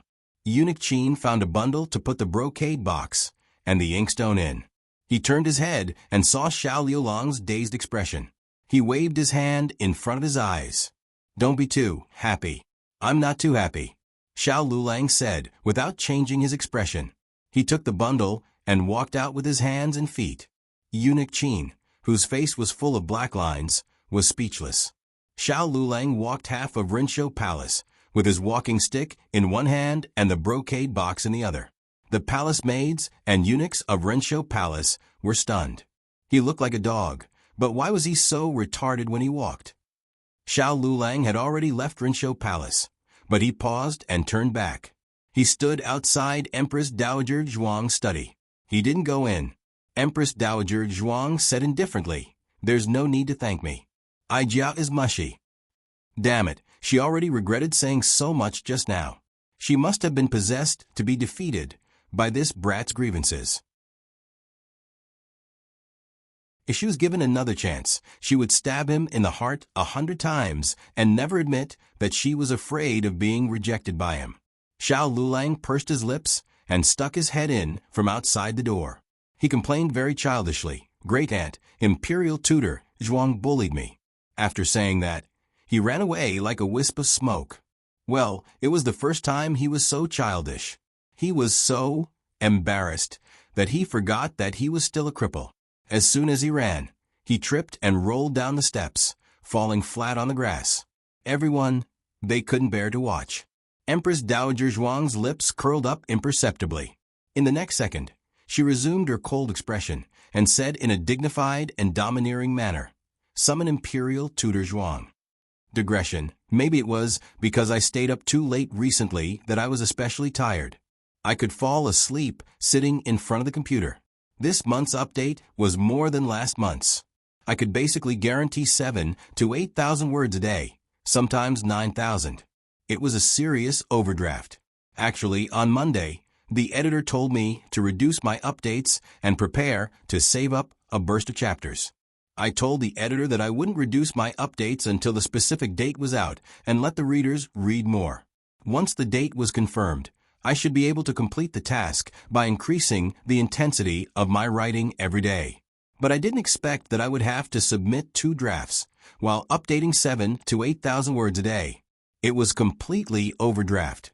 I didn't update much today, so please forgive me. I will adjust my state as soon as possible. Good night. The latest chapter of this book is not finished yet. For more exciting content, please scan the QR code below to download the app. Novels are more complete and updated faster. Millions of novels are free to read. Novels with connotations that can't be found online are all available here. https://www.zhbqg.com/89642_8964286/111879297. HTML Genius remembers this site's address in 1 second. www.zhbqg.com Biku Go mobile reading website. zhbqg.com.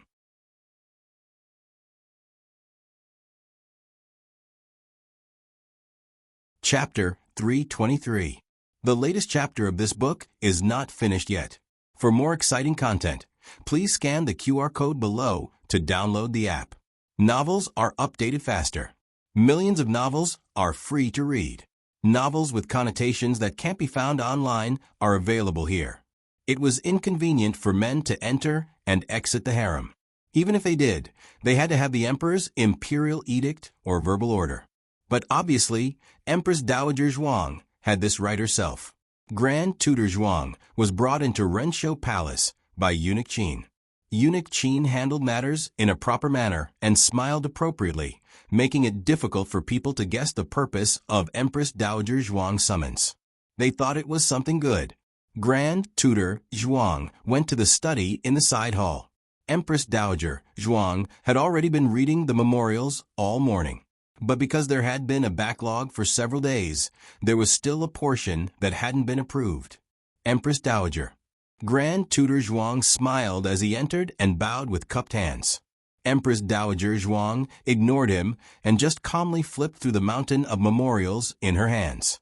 Grand Tutor Zhuang thought Empress Dowager Zhuang didn't hear him, so he took a step forward and said again, "Empress Dowager, Aijia is not deaf." Empress Dowager Zhuang said indifferently. She didn't even lift her eyelids and put the memorials she had read into the pile that couldn't be presented to the emperor. Grand Tutor Zhuang's expression changed slightly. But then he thought of the news he heard this morning.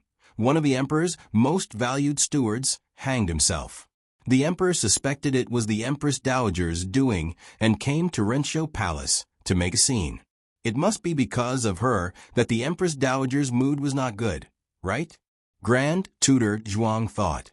Empress Dowager Zhuang read 7 or 8 more memorials before saying indifferently, "You've been very arrogant recently."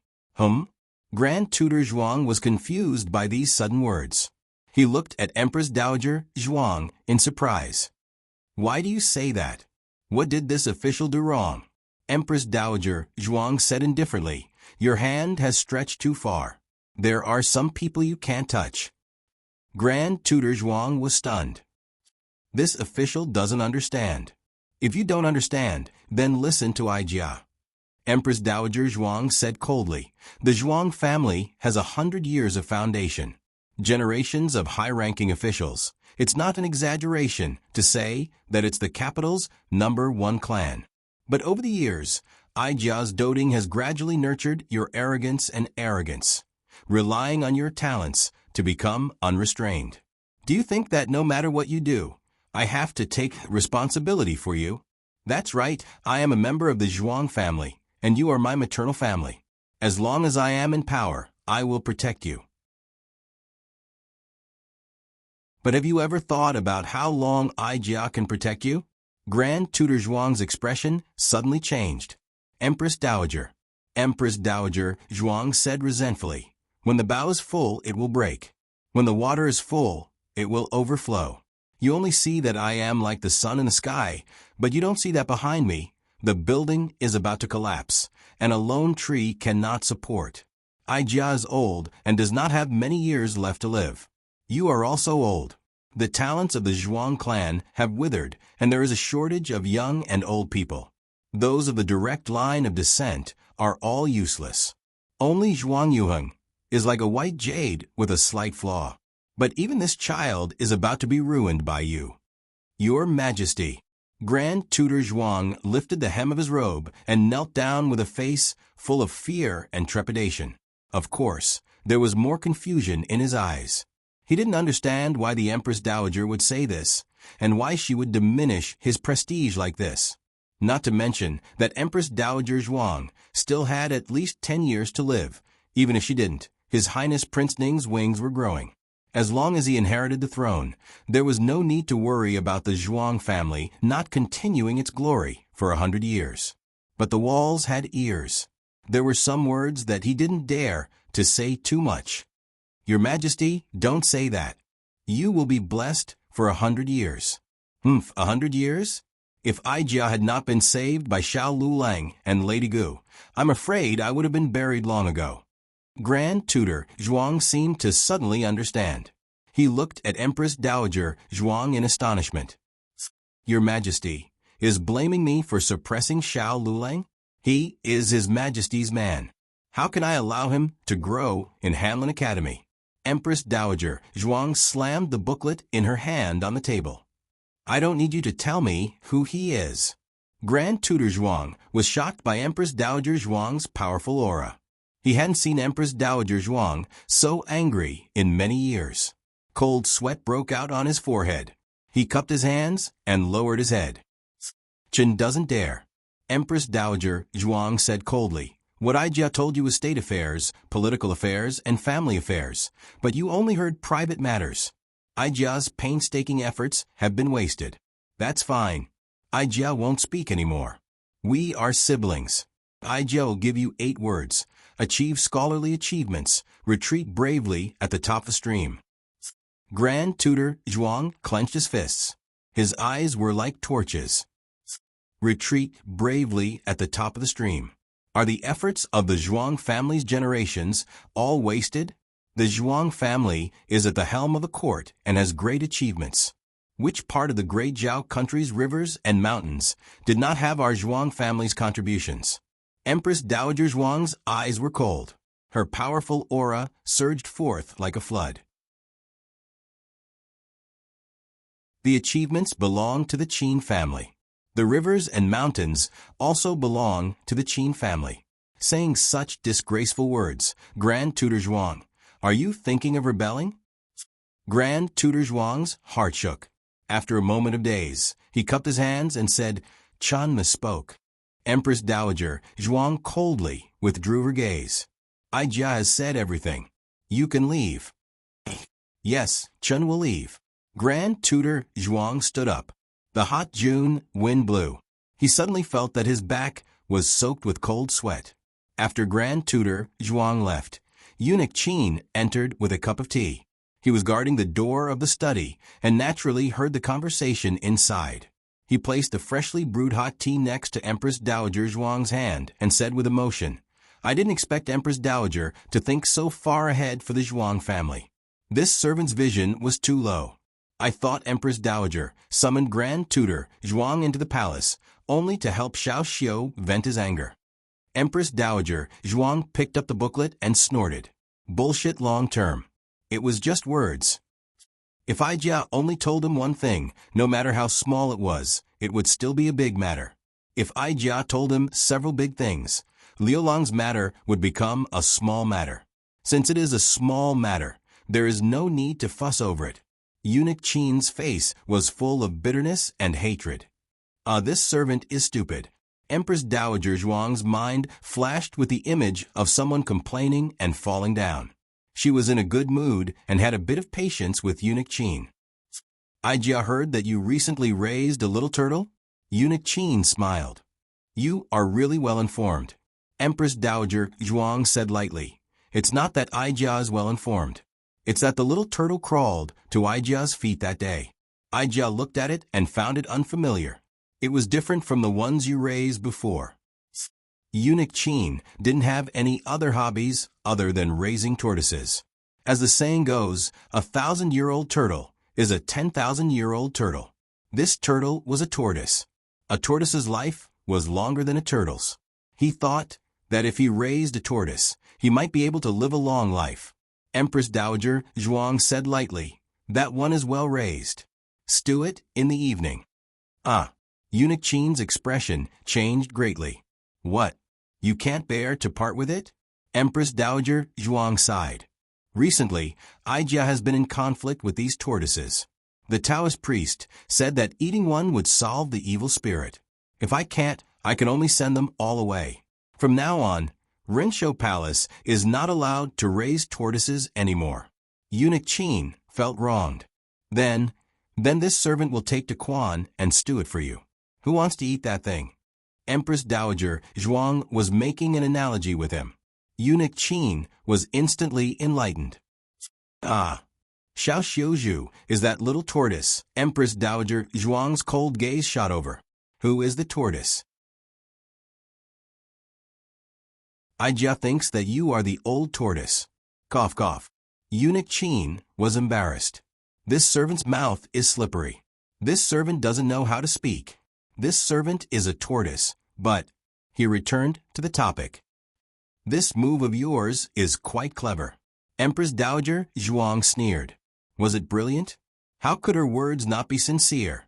It was just that the Zhuang family didn't want to retreat in the face of the current and couldn't retreat in the face of the current. They couldn't get out of this whirlpool for a long time. Today, the Imperial College and Qinghe Academy were dismissed early. Nan Xiang and Master Lu had to go out for 3 days. Therefore, Gu Xiaoshan and Gu Yan didn't need to go over to learn. The three little men gathered at home. Last night, little Jing Kong had already fallen asleep when he returned from the palace. His grandaunt didn't have time to distribute the gifts that she brought. When he left in the morning, he forgot about it. He only remembered it now. Little Jing Kong carried the brocade box out and ran to the central room. Grandaunt told me to bring it. The things that his grandaunt told him to bring were usually for everyone. Yao Shi sat in the hall to enjoy the cool air. She smiled as she watched the children play in the central room. She felt that these days were lively and beautiful. It was a life that she didn't even dare to dream of in the past 10 years. I can't open it. Little Jing Kong's grip was too weak. Let me. Gu Xiaoshan rolled up his sleeves and pried open the box. The box wasn't big. After all, it was too big for little Jing Kong to carry. However, it wasn't small either. There were a lot of things inside. The three little heads squeezed together and looked at the gifts in the brocade box. Little Jing Kong took out the gifts one by one. Cat's eye stone, this is Brother Yan's. Gemstone knife, this is Xiaoshuan's. Silver needle, Jiao Jiao. Golden alms bowl, mine. Then there was an embroidery album. It was obviously for Yao Shi. Bad brother-in-law doesn't have it. Little Jing Kong shook his head and said, so pitiful. Poor Xiao Lulang entered the room valiantly. He put a brocade box that was twice as big as little Jing Kong's box on the table. The three little brothers opened their eyes wide. They looked at the brocade box and then looked at him. What is it? Little Jing Kong asked. Xiao Lulang answered him with his actions.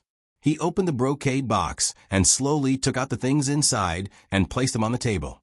The first was the token of Rinshou Palace. The second was a fist-sized luminous pearl. The third was an inkstone made of 10,000-year-old warm jade. After that, his movements were elegant and unhurried. It took him a full quarter of an hour to take out all the little things inside. The table was full of gifts. The three little boys stared at him with their eyes wide open. Little Jing Kong was dumbfounded. Is it from Grandaunt? There were so many good things. Little Jing Kong asked, which one is for me? Xiao Lulang extended his slender, jade-like fingertips and circled around the gifts. He picked up a blinding golden lock. This is mine. Little Jing Kong swallowed his saliva. He picked up the 10,000-year-old warm jade inkstone and said, mine. Gu Yan swallowed his saliva. He picked up an emerald Turkic knife and said, it's also mine. Gu Xiaoshan swallowed his saliva. It's still mine. It's mine again. It seems like they're all mine. He suddenly became the biggest nouveau riche in the family. After showing off his trophies, Xiao Lulang put the last token of Rinshou Palace into the brocade box. Then, he arrogantly returned to the room. Everyone, why did they suddenly feel that their brother-in-law was asking for a beating today? Gu Jiao didn't know about her husband's childish behavior. She just came out of the clinic and got on the carriage to Immortal Music House. She wanted to know who was behind Immortal Music House. She had a feeling that the person behind Immortal Music House had something to do with the person who wanted to assassinate her. At the same time, she also suspected that Yuan Tang had an extraordinary accomplice in the capital. In short, the key to everything was in Immortal Music House. Gu Jiao's Immortal Music House token hadn't been taken away by Mo Chinchue. She used the token to enter Immortal Music House very smoothly. She still changed into a noble young master's attire. She wore a silver half-face mask, which appropriately covered her silhouette. The only troublesome thing was that her clothes were too tight around her chest. It couldn't be helped. Apart from her height, her figure couldn't be hidden if it wasn't tight. But it was really hot. Gu Jiao wiped the sweat on her forehead with her sleeve and walked towards the center of the hall. She didn't plan to directly find the girl from last time. She just wanted to walk around and listen. Everyone loved beauty. It had to be said that the girls in Immortal Music House were all like people in paintings, very pleasing to the eye. Gu Jiao walked around casually. Suddenly, a peony flower fell on her shoulder. This was an old rule of a mortal music house. The one who was hit by the flower was the one who caught the girl's eye. He would have the honor of being the girl's guest. This time, it was a girl dressed in yellow. She had beautiful eyebrows and a beautiful face. She was charming, but not out of the ordinary, beautiful, but not seductive. The girls in a mortal music house didn't have the air of a prostitute. They were proficient in zither, chess, calligraphy, painting, poetry, and songs. There were even some who were proficient in eight-legged writing and arithmetic. It was an honor to be chosen by them. Gu Jiao looked at the peony flower in her hand and hesitated for a moment. In just a moment, the maid of the girl dressed in yellow came downstairs. She respectfully bowed to Gu Jiao. "Young master, my family's misinvites you." Although this girl was on the second floor, after she threw the flower at her, no one else dared to throw flowers at her. One must know that last time, she was almost drowned by the flowers. Gu Jiao didn't think that her charm was gone. It should be that this girl's status in a mortal music house wasn't simple. Okay, then it's her. Gu Jiao followed the maid up to the second floor. The girl dressed in yellow held a fan to cover her face. She smiled sweetly at Gu Jiao, turned around and walked into the room. Even when she walked, she exuded an air of immortality. "Young master, please." The maid led Gu Jiao to the front of the girl dressed in yellow's room. This room was at the end of the corridor. Compared to the other rooms, there was an extra door. Sure enough, she had a status. Gu Jiao nodded and stepped inside. The girl dressed in yellow sat in front of the window with her back facing Gu Jiao. She played a song. The sound of the song was mellow, as if she was weeping and complaining. It was like the sound of nature. After the song ended, she covered her face with a folding fan and walked in front of Gu Jiao. She gracefully and gently bowed. "This servant greets the young master. May I ask the young master's name?" Gu Jiao naturally wouldn't talk to her. She was about to take out a small book to write down her answer when suddenly, an ice-blue figure wearing a veil rushed in. She pulled Gu Jiao behind her and raised her hand to give the girl dressed in yellow a loud slap. It happened so suddenly that even Gu Jiao, the person involved, was a little confused.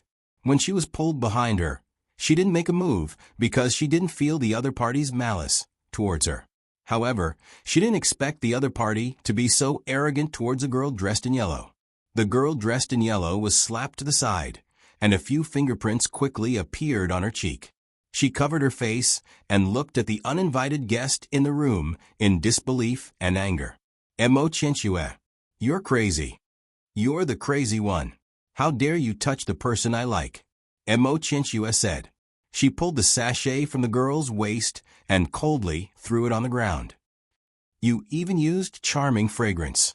Hua Xiao, how dare you?" The girl dressed in yellow called Hua Xiao's eyes flashed, and she unconsciously showed fear. Her body retreated slightly. Mo Chenxue said disdainfully, "Humph. For the sake of the owner, I'll spare you this time. If you dare to have any ideas about my people again, I'll scratch your face." After saying that, she grabbed Gu Jiao's wrist and took Gu Jiao out of Hua Xiao's room. Looking at Mo Chenxue's back, Hua Xiao's eyes burst out with resentment. Mo Chenxue directly took Gu Jiao to the third floor. The third floor was as silent and empty as ever. Gu Jiao poked her little shoulder and asked her with her eyes, "Are you the only one living on this floor?" Mo Chenxue said angrily, "There's also the owner." "The owner? Could it be the owner of Xian La House?" Mo Chenxue took Gu Jiao's hand into her room and looked at Gu Jiao fiercely. "Where did that woman touch you?" Gu Jiao shook her head like a rattle drum. Mo Chenxue frowned. "You didn't touch me? Really?" Gu Jiao nodded. Mo Chenxue's expression slightly relaxed and looked at the stool next to the square table. "Sit down." Gu Jiao sat down. "Bring water," Mo Chenxue ordered. "Yes." The little maid brought a basin of cold water. Mo Chenxue personally wrung a towel and went to wipe the sweat on Gu Jiao's forehead. Gu Jiao subconsciously leaned back. Mo Chenxue's hand missed. "Don't dodge." Gu Jiao, "Oh." Mo Chenchua carefully wiped Gu Jiao's forehead. As she wiped, she muttered unhappily, "Are you an idiot? Why didn't you come directly to the third floor? No one dares to stop you." I didn't come to find you." Mo Chenchua pursed her lips and explained expressionlessly, "I didn't tell you before. Yesterday was my birthday and I went to the lake, so I wasn't in Xian the house." You don't have to explain to me. Digression, there are no double events this month, so you don't have to keep your monthly tickets until the end of the month. You can vote now. The latest chapter of this book is not finished yet. For more exciting content, please scan the QR code below to download the app. Novels are updated faster and more complete. Millions of novels are free to read. Novels with content that can't be found online are all available here. https://www.zhbqg.com/89642_896/111853516. HTML Genius memorized this website's address in 1 second. www.zhbqg.com Bikuga mobile reading website. zhbqg.com.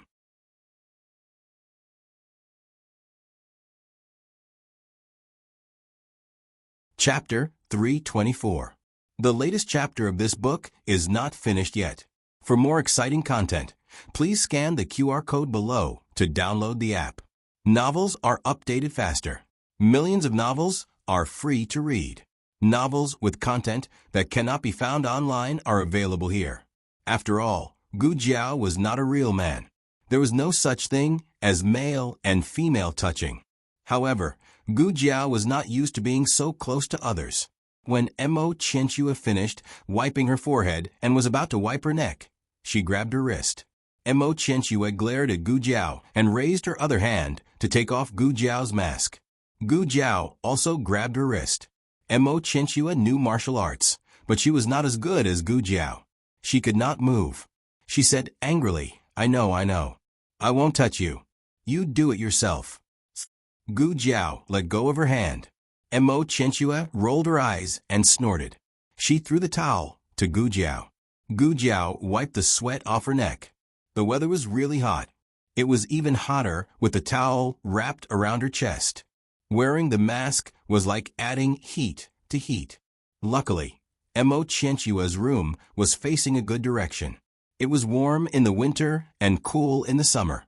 There was also a basin of ice. Otherwise, Gu Jiao might really have gotten a heat stroke. Gu Jiao put the towel back into the copper basin.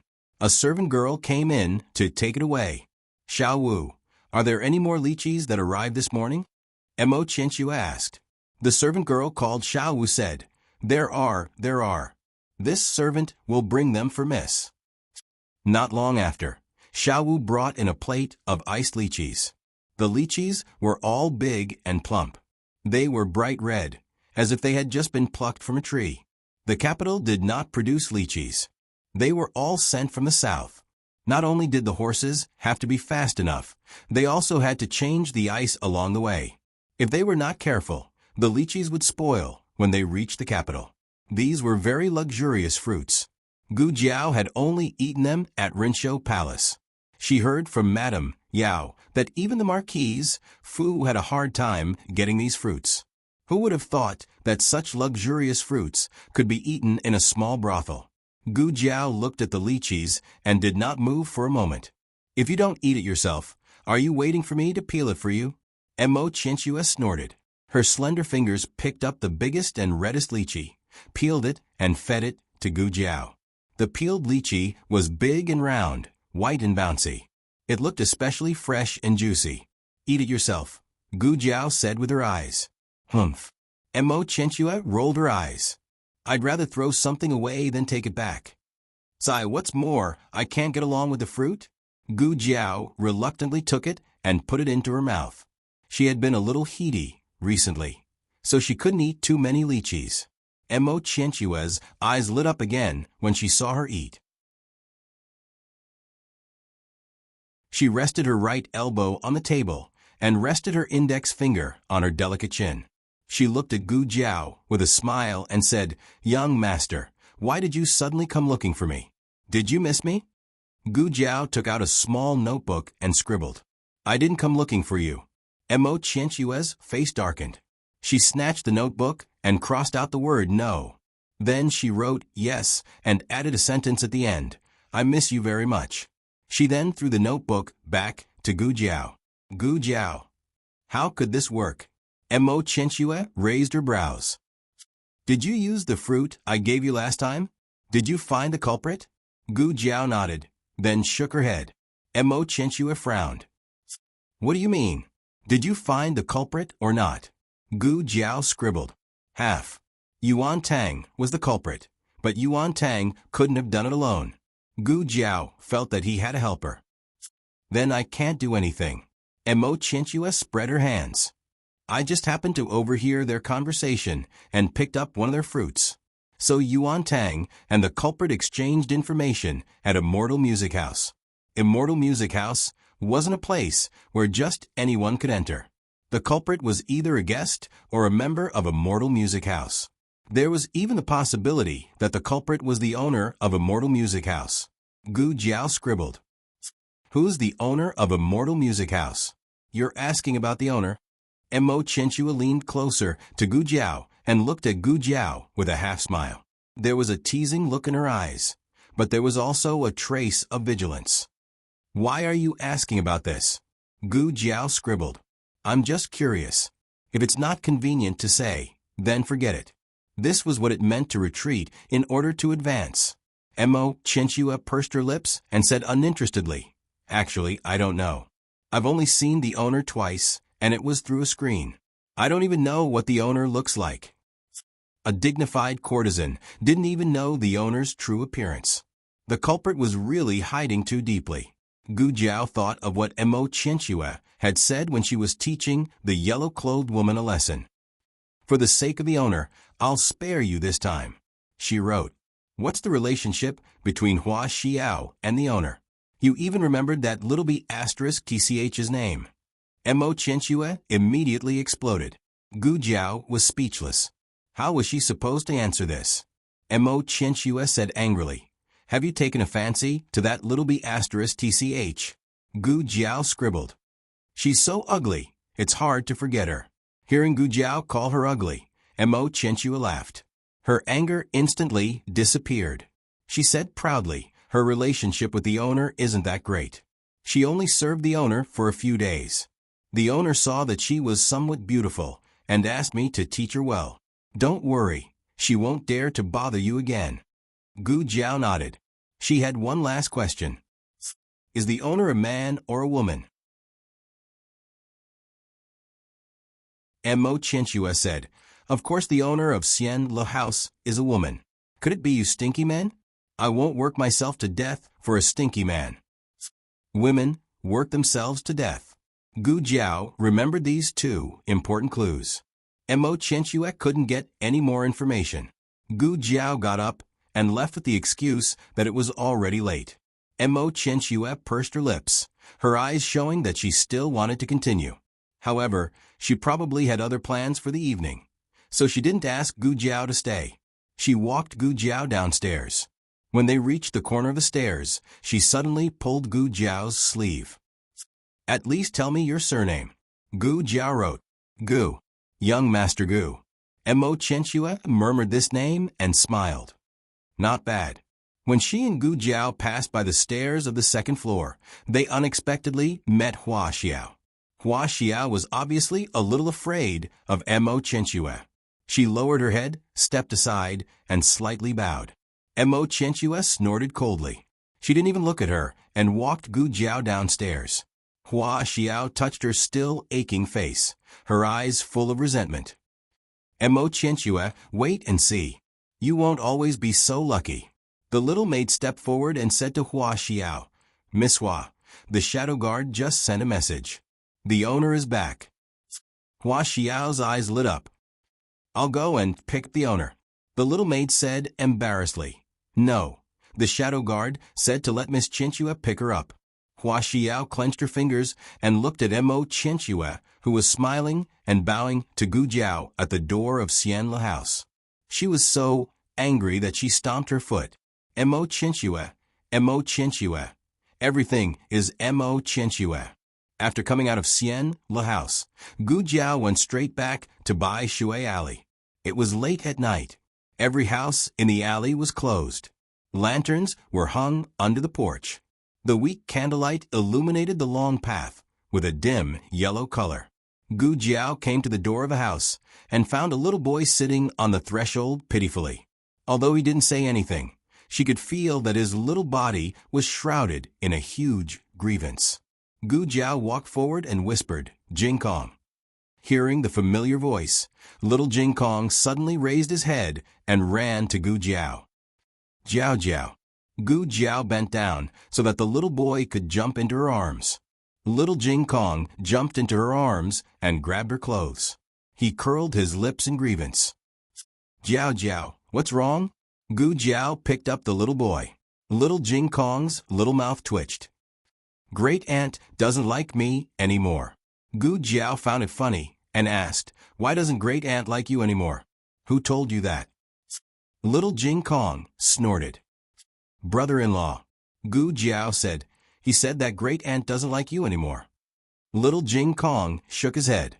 Gu Jiao asked again, "Then how do you know that Great Aunt doesn't like you anymore?" Little Jing Kong said with grievance, "Great Aunt gave brother-in-law a lot of things, but she didn't give me so many things. Am I still the little boy that Great Aunt loves the most?" He emphasized the word little boy because he didn't want to take Gu Jiao out. In his heart, Great Aunt could treat Jiao Jiao the best. He wouldn't be jealous of Jiao Jiao. Gu Jiao smiled. "But when Great Aunt gave you things in the past, brother-in-law didn't give you anything either." Little Jing Kong thought about it seriously. That seemed to be the case. So Great Aunt didn't give brother-in-law more things on purpose. She just made up for all the things that she didn't give him before. Thinking of this, he felt better in his heart. But he still wanted to take this opportunity to ask for a kiss. He drooped his little head. "But I'm still a little hurt." Where did he learn to say such adult words? New words came out of his mouth again, which made Gu Jiao feel that it was novel and cute. Gu Jiao gave him a kiss. Little Jing Kong was completely satisfied. He covered his little face and quickly ran back to the room to find a veil. Gu Jiao walked through the front yard and entered the central room. When she was about to go back to the west room, she looked up and saw that the door of the study was open. An oil lamp was lit inside, and Xiao Lulang was reading hard under the oil lamp. The door of the study was usually not open like this, especially when Xiao Lulang was reading. At this time, from the door frame to the threshold, every inch of the room seemed to silently reveal a sense of come in, come in. Gu Jiao stepped into the room. The study was clean and tidy as usual. Facing the door was Xiao Liulang's desk. Little Jing Kong often used it nowadays. Half of the space on the desk was occupied by little Jing Kong's books, ink, and paper. The other half belonged to Xiao Lulang. An exquisite wooden brocade box was placed in the most conspicuous position. Xiao Liulang's chair was facing the door. He didn't look up, as if he was immersed in the sea of arithmetic questions. Since he got the Yen Kingdom's advanced mathematics book, he took time to study and research every night. Gu Jiao didn't find it strange. It was still strange. The atmosphere was a little strange. The chair opposite him was also placed. It seemed to be waiting for someone to sit down. Gu Jiao came to the chair opposite the desk and sat down. "I heard that you went to the palace today?" Xiao Lulang said seriously. "Yes, I went to see Grand Aunt." The box was placed just right. Gu Jiao could reach it with her hand. She pointed at the box. "This is from Grand Aunt?" "Yes." Xiao Lulang nodded seriously. "You can take a look." His eyes said silently. This time, it wasn't to show off. It was to share his gains and joy. He wanted to do this on the way back. He didn't know what kind of emotion it was, but he just wanted to tell her about it. "Let me see," she said. Xiao Lulang nodded seriously. Gu Jiao opened the brocade box. She looked at the things in the brocade box, but Xiao Lulang was looking at her. This reminded him of when he was a child. When his article was praised by the headmaster, he would take the article to the princess mansion and couldn't wait to tell Princess Xinyang. When Princess Xinyang read his article and the headmaster's comments, he would be excited and nervous. Just like now. Why was it? Did he care? It's more than I thought. Gu Jiao thought that Grandaunt was really just making up for the gifts that she didn't give before, but she didn't expect that there were more. No wonder little Jing Kong was so jealous. But there must be other reasons. There must be a misunderstanding between Grandaunt and him. Now it seemed that the misunderstanding was cleared. Gu Jiao smiled and looked at him. Grandaunt loves you very much. Xiao Lulang suppressed the smile on his lips and said indifferently, for you. Which one is for me? Gu Jiao looked at the box of valuable things and asked. All for you, Xiao Lulang said. Gu Jiao opened her eyes wide. So much. Xiao Lulang saw the surprise in her eyes and smiled again. He took out a money bag and handed it to her. And this month's expenses. Wow, she was rich. Gu Jiao blinked and looked at the money bag and the things in the box. She couldn't believe it for a moment. Xiao Lulang looked at her deeply. Her mouth was open and her face was full of confusion. His gaze was attracted to her, and he couldn't help but get closer to her. He looked at the face that was slowly enlarging in front of his eyes, and his heart started to beat fast. The world seemed to be quiet, and only the sound of his heart beating like a drum could be heard. Sister, you're here. Gu Xiaoshun suddenly ran in. The main reason was that the door was open. He didn't expect Xiao Lulang to steal a kiss from his sister at this time. Of course, he came fast enough and Xiao Lulang didn't kiss her. He sat back in a chair and put a huge distance between him and Gu Jiao. Gu Xiaoshun scratched his head. I think I saw something, but I also didn't see anything. I don't care. Business is more important. Brother-in-law. He greeted Xiao Lulang. Xiao Yolang's eyes were full of resentment. Gu Xiaoshun. Gu Xiaoshun came to find Gu Jiao to help him fix his knife. He had another knife that had its handle off, and he couldn't fix it himself. Okay, I'll go take a look. Gu Jiao nodded and put the household expenses into the box. She took the box and walked out of the study with Gu Xiaoshun. Xiao Lulang leaned weakly against the back of the chair. He was a little disappointed, but he didn't know what he was disappointed about. At night, the whole family went to sleep. Xiao Lulang rubbed his sore eyes and closed the book. After putting it back on the bookshelf, he planned to go to sleep. When he came to the living room, he saw a figure enjoying the cool air on a new swing in the front yard. Gu Jiao's mosquito coils were on the side of the swing. Upon seeing Xiao Lulang come out, the tiny figure on the swing suddenly stopped. She walked down the swing and came in front of Xiao Lulang. Are you done? Xiao Lulang looked at her in surprise. You're not asleep yet? He paused and asked, Are you waiting for me? Yes. Gu Jiao nodded and looked at him with a pair of clear eyes.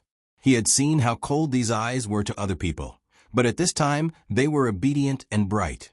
Her eyes reflected the candlelight in the corridor, and also reflected his startled expression. You. He opened his mouth. The two of them were a little close, and his heart beat violently again. Gu Jiao stood on tiptoe. You've grown taller. She had to stand on tiptoe to reach you. Xiao Lulang looked at her face that suddenly came close to him. His eyes moved and his heart almost jumped out of his chest. He covered his heart and tried to calm down. You. Gu Jiao maintained her tiptoe position and looked at him obediently. Didn't you just think about it? Think about what? Xiao Yolang's blood rushed to the top of his head. He wasn't really a fool. How could he not understand what she was talking about? She found out. How did she find out? She pretended as if nothing had happened and didn't let Gu Xiaoshun notice anything strange. Gu Jiao tilted her little head. If you don't want it, I'm leaving. As she spoke, she put down her tiptoe and turned back to her room. However, before she could take a step, Xiao Lulang grabbed her wrist. His palm was hot, and with an irresistible force, he brought her to him. He clasped her wrist with one hand and hugged her slender and soft waist with the other. His breathing became irregular. He raised his hand to cover her eyes and gently lowered his head. The moonlight was shy, and the room was filled with tenderness. At dawn, little Jing Kong woke up as usual. The first thing he did was to take off the veil wrapped around his face and head. Then, he looked at his little face in the bronze mirror. Actually, there was nothing on his face. My darling is budding. He ran out and came to the backyard. He scooped half a ladle of water and put it on a stone bench. He grabbed a few drops of water with his fingers and gently sprinkled them on his little face. "Are you washing your face, Jing Kong?" Nanny Fong asked with a smile. Little Jing Kong corrected her. "I'm not washing my face, I'm watering my darling." Nanny Fong laughed heartily. Xiao Lulang came out of the kitchen with a basin of water in his hand. He put the basin on the stone table, scooped up the water, and splashed it on his face. He didn't even let go of his mouth. Little Jing Kong snorted. "Are you washing your face too?" Xiao Lulang raised his eyebrows and said, "No, I'm watering my darling."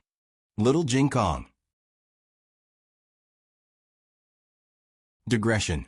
Today is another day that my bad brother-in-law deserves a beating. 23333. The latest chapter of this book is not finished yet.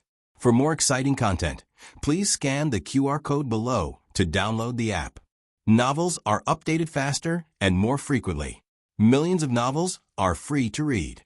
All the novels that can't be found on the internet are available here. https://www.zhhbqg.com/89642_8964286/111823506. HTML Genius. Memorize the website address in 1 second. www.zhhbqg.com. Bikugo mobile reading website. zhhbqg.com.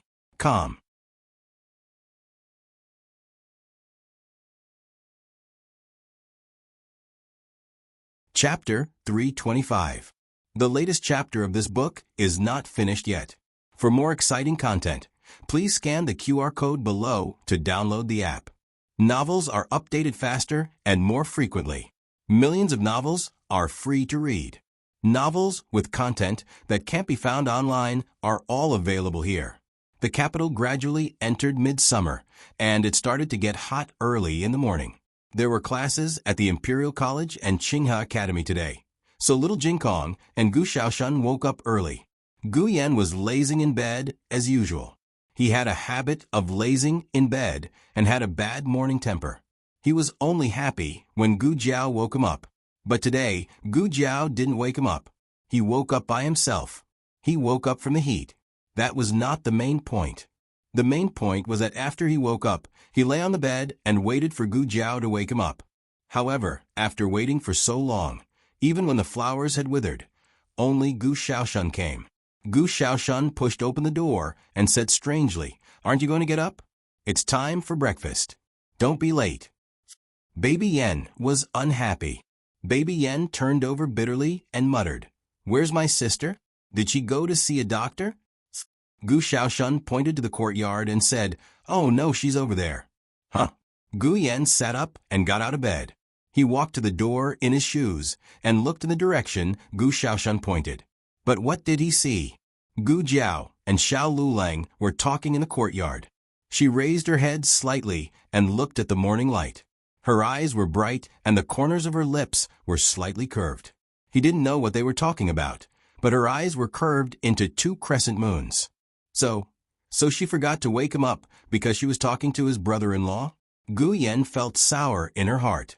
But there was more to come. Gu Jiao was in a good mood today. She personally cooked a table full of delicious dishes, all of which were Xiao Liulang's favorite. Xiao Lulang had recently become fond of spicy food. In fact, the 3 people from Little Jing Kong also liked spicy food, but they preferred spicy and sour food.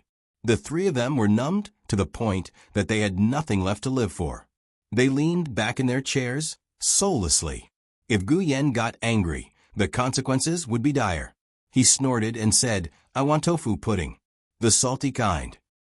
There was no tofu pudding at home, but there was at the market. It was still early, and the market was not far away.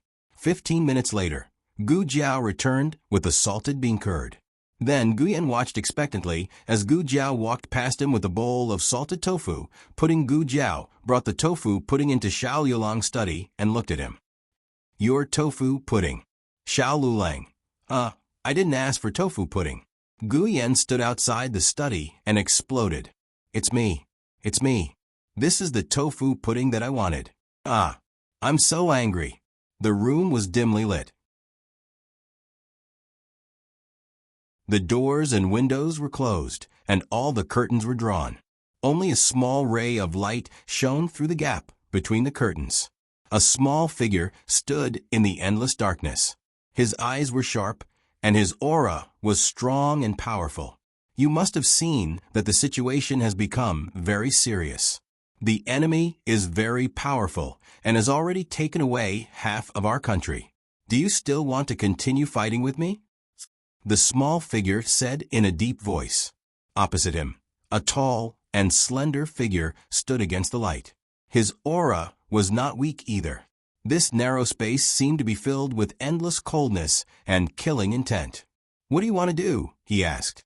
The small figure said, "Naturally, you and I have to put aside our prejudice for the time being and join hands to defeat the enemy. Otherwise, in a few days, you and I will no longer have a place in her heart." He nodded. "Okay, I promise you. Words are no proof. Let's make a contract." After the small figure finished speaking, he took out a pen and paper and wrote a contract. He also took out the ink pad that he had prepared earlier. "Sign and mark." The other party signed. The small figure looked at his signature, and his hair stood on end. He suddenly raised his voice. "Why is your handwriting still so ugly?" Guyen coughed softly and said, "So what if it's ugly? Do you want to form an alliance?" Little Jing Kong thought for a while and nodded seriously. Yes. The two little love rivals who fought from the countryside to the capital finally put aside their prejudice under Xiao Lulang's repeated provocations and formed an alliance against his brother-in-law. After breakfast, Gu Jiao sent little Jing Kong to the Imperial College. Gu Yen and Gu Xiaoshun went to the Qinghe Academy. Xiao Lulang went to the Hanlin Academy. After the morning court, Grand Tutor Zhuang met Royal Prince and on the way and sent him to the Hanlin Academy. Coincidentally, Grand Tutor Zhuang's carriage bumped into Xiao Lulang outside the gate of the Hanlin Academy. Although Grand Tutor Zhuang didn't get out of the carriage, Royal Prince did. The carriage driver opened the curtain, and Xiao Lulang and the officials who were about to enter the Hanlin Academy all saw him. Everyone bowed to him. Xiao Lulang also cupped his hands and bowed. Attendant Yang had been recuperating at home for a long time. Today, he finally came to work. When he heard the movement at the door, he hurriedly put down his work and rushed to greet Grand Tutor Zhuang. Grand Tutor Zhuang was a prominent figure among the civil officials. In the imperial court, many people responded to his call. Officials, like Attendant Yang, usually didn't see him. Today was an honor. Attendant Yang didn't want to let go of such an opportunity to please Grand Tutor Zhuang. Grand Tutor Zhuang. He bowed deeply. Out of the corner of his eye, he glanced at Xiao Lulang. He was secretly happy. This way, even the heavens were helping him. Attendant Yang straightened his back and ordered Xiao Lulang. "The Hanlin Academy's library hasn't been checked in a while. Go and check the books inside today. The list is with me. Go get it in a moment. After you're done, you can go and take it." Who didn't know that the library of the Hanlin Academy was larger than the library of the Tribute Compound? Even if several Hanlin officials worked together, they might not be able to finish organizing it in a day. This was purely looking for trouble with Xiao Lulang. Attendant Yang thought that Xiao Lulang would be like before and let him make things difficult for him. Unexpectedly, Xiao Lulang didn't even bat an eyelid. He said indifferently, "I have a class at the Hanlin Academy today. Why don't Attendant Yang find someone else to organize the library?" Attendant Yang was stunned when he heard this. "What do you mean?" What did this kid mean? He had openly disobeyed his orders in front of so many people, wasn't he? Attendant Yang's eyes flashed. The class at the academy. There will be someone else to teach it for you. Xiao Lulang asked indifferently. Oh? Who is free to teach it for me? It's better to leave teaching to the truly capable Hanlin officials. As Attendant Yang spoke, he looked at Royal Prince, and I wonder if Editor Zhuang is free today. Royal Prince thought for a moment. I don't have anything else to do today. Attendant Yang smiled. Then Xiao Lulang interrupted Attendant Yang and looked at Royal Prince, and since Editor Zhuang is free, why don't you let Editor Zhuang organize the library? Attendant Yang said that you can't go off duty until you're done. Editor Zhuang needs to be fast. Attendant Yang was so angry that he choked. This kid didn't want to live anymore. He dared to order Royal Prince and to do things in front of Grand Tutor Zhuang? Xiao Lulang looked at Grand Tutor Zhuang in the carriage fearlessly. Grand Tutor Zhuang, you don't have any objections, right? Attendant Yang almost peed in his pants. Did Xiao Lulang eat a bear's heart or a leopard's guts? How dare he speak to Grand Tutor Zhuang like this? Who did he think he was? With His Majesty backing him up, he was so arrogant. Didn't he know that Grand Tutor Zhuang was on the Empress Dowager's side? Attendant Yang broke out in a cold sweat. He was afraid that Grand Tutor Zhuang would vent his anger on him. A cold light flashed in Grand Tutor Zhuang's eyes. Xiao Lulang raised his eyebrows and said, if you have any objections, you can speak to the Empress Dowager. This official will leave first. After speaking, he entered the Hanlin Academy without looking back. The crowd naturally did not know what medicine Xiao Lulang had taken today to be so arrogant. Only Grand Tutor Zhuang knew where Xiao Liulang's confidence came from. Xiao Lulang was just short of saying, I can't beat you, but my lord can. Grand Tutor Zhuang was so angry that he suffered internal injuries. Grandfather. Royal Prince looked at Grand Tutor Zhuang strangely. He also felt that Xiao Lulang was too strange today. Grand Tutor Zhuang suppressed his boiling anger and said word by word, go tidy up the library. Royal Prince was stunned. Grandfather? Grand Tutor Zhuang didn't reply. He put down the curtain and let the carriage leave coldly. Grand Tutor Zhuang was very angry at Xiao Lulang. Even after returning to the Fu, his anger didn't lessen. Master. The steward brought over a pot of tea. He already understood what happened from a coachman. He advised, please calm down. You are the Empress Dowager's relative. That Xiao Lulang is just relying on the fact that he saved the Empress Dowager's life to intimidate her. He will fall into your hands sooner or later. Unless Xiao Lulang never entered the cabinet in his life, he would fall into Grand Tutor Zhuang's hands. Grand Tutor Zhuang gritted his teeth and said, it's fine if he's just intimidating her, but the Empress Dowager really came to support that brat. The steward didn't know the details and thought that the Empress Dowager was just temporarily deceived. He continued to advise, don't be angry. Don't you have an appointment with Grand Secretary Yuan later? The marriage proposal has already been matched. The royal prince and the daughter of the Yuan family are a match made in heaven.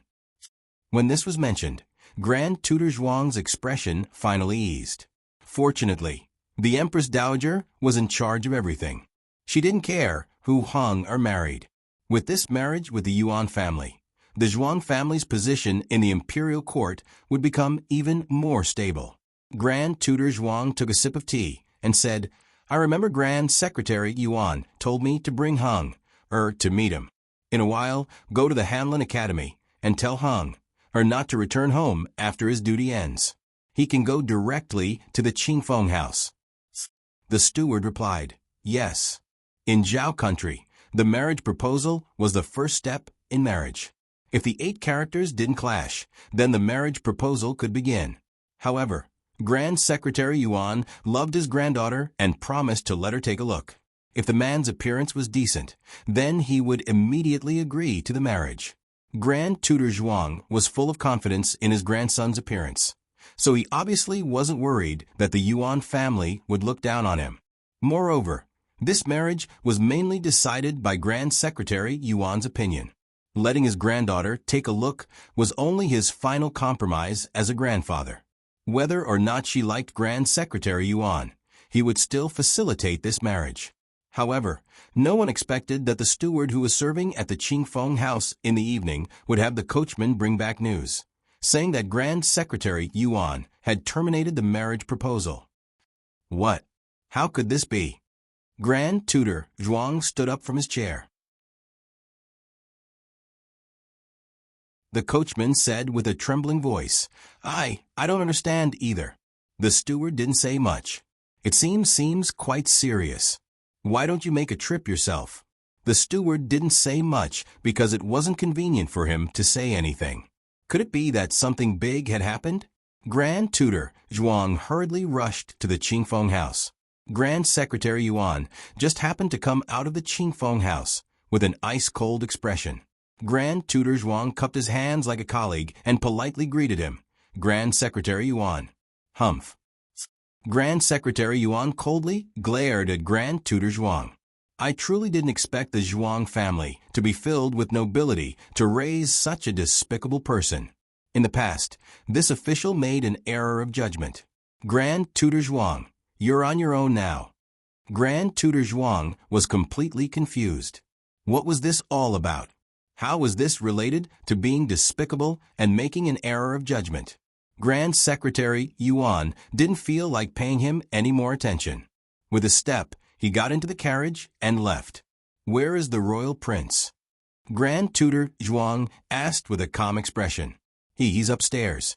The coachman hurriedly brought Grand Tutor Zhuang to the second floor.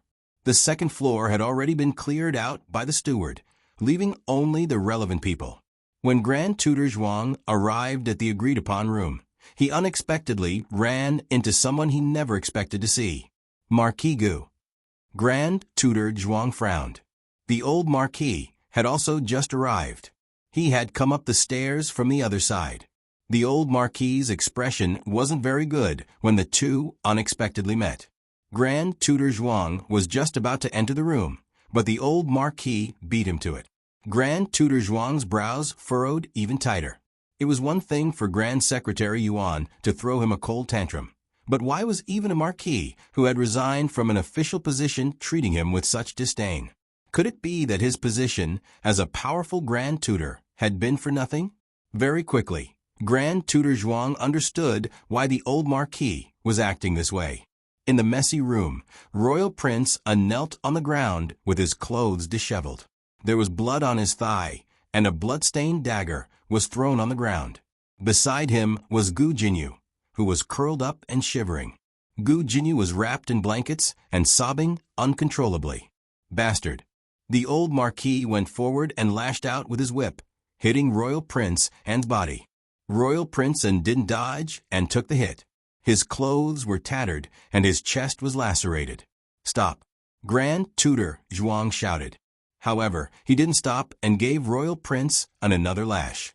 Royal Prince had some skills, but he wasn't an expert. The old Marquis's whip reached the bone. After a few lashes, Royal Prince fell to the ground and spat out a mouthful of blood. Gu Chao, stop! Grand Tutor Zhuang rushed over and stood in front of Royal Prince. He looked at the old Marquis furiously. Are you trying to kill someone in front of the Emperor? Let's talk things over. The old Marquis trembled. Talk things over? Your good grandson tarnished my Marquis's daughter's reputation.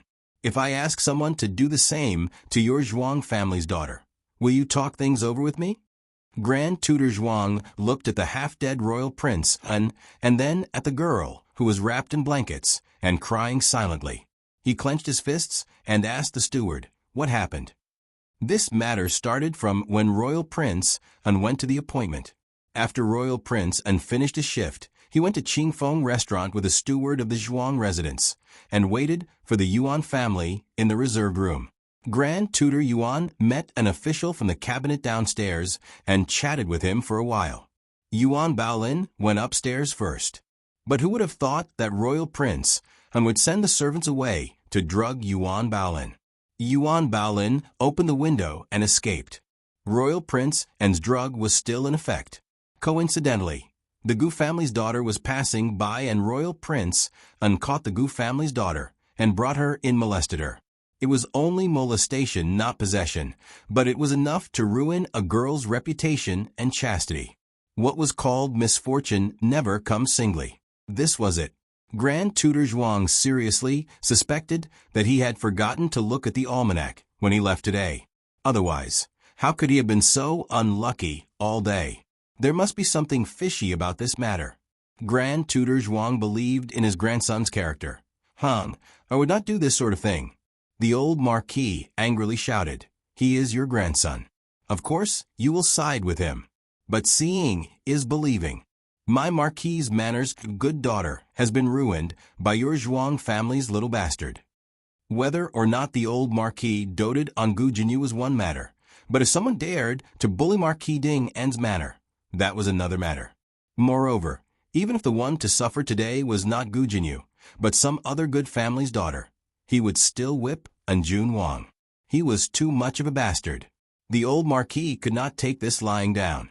Grand Tutor Zhuang also could not take it lying down.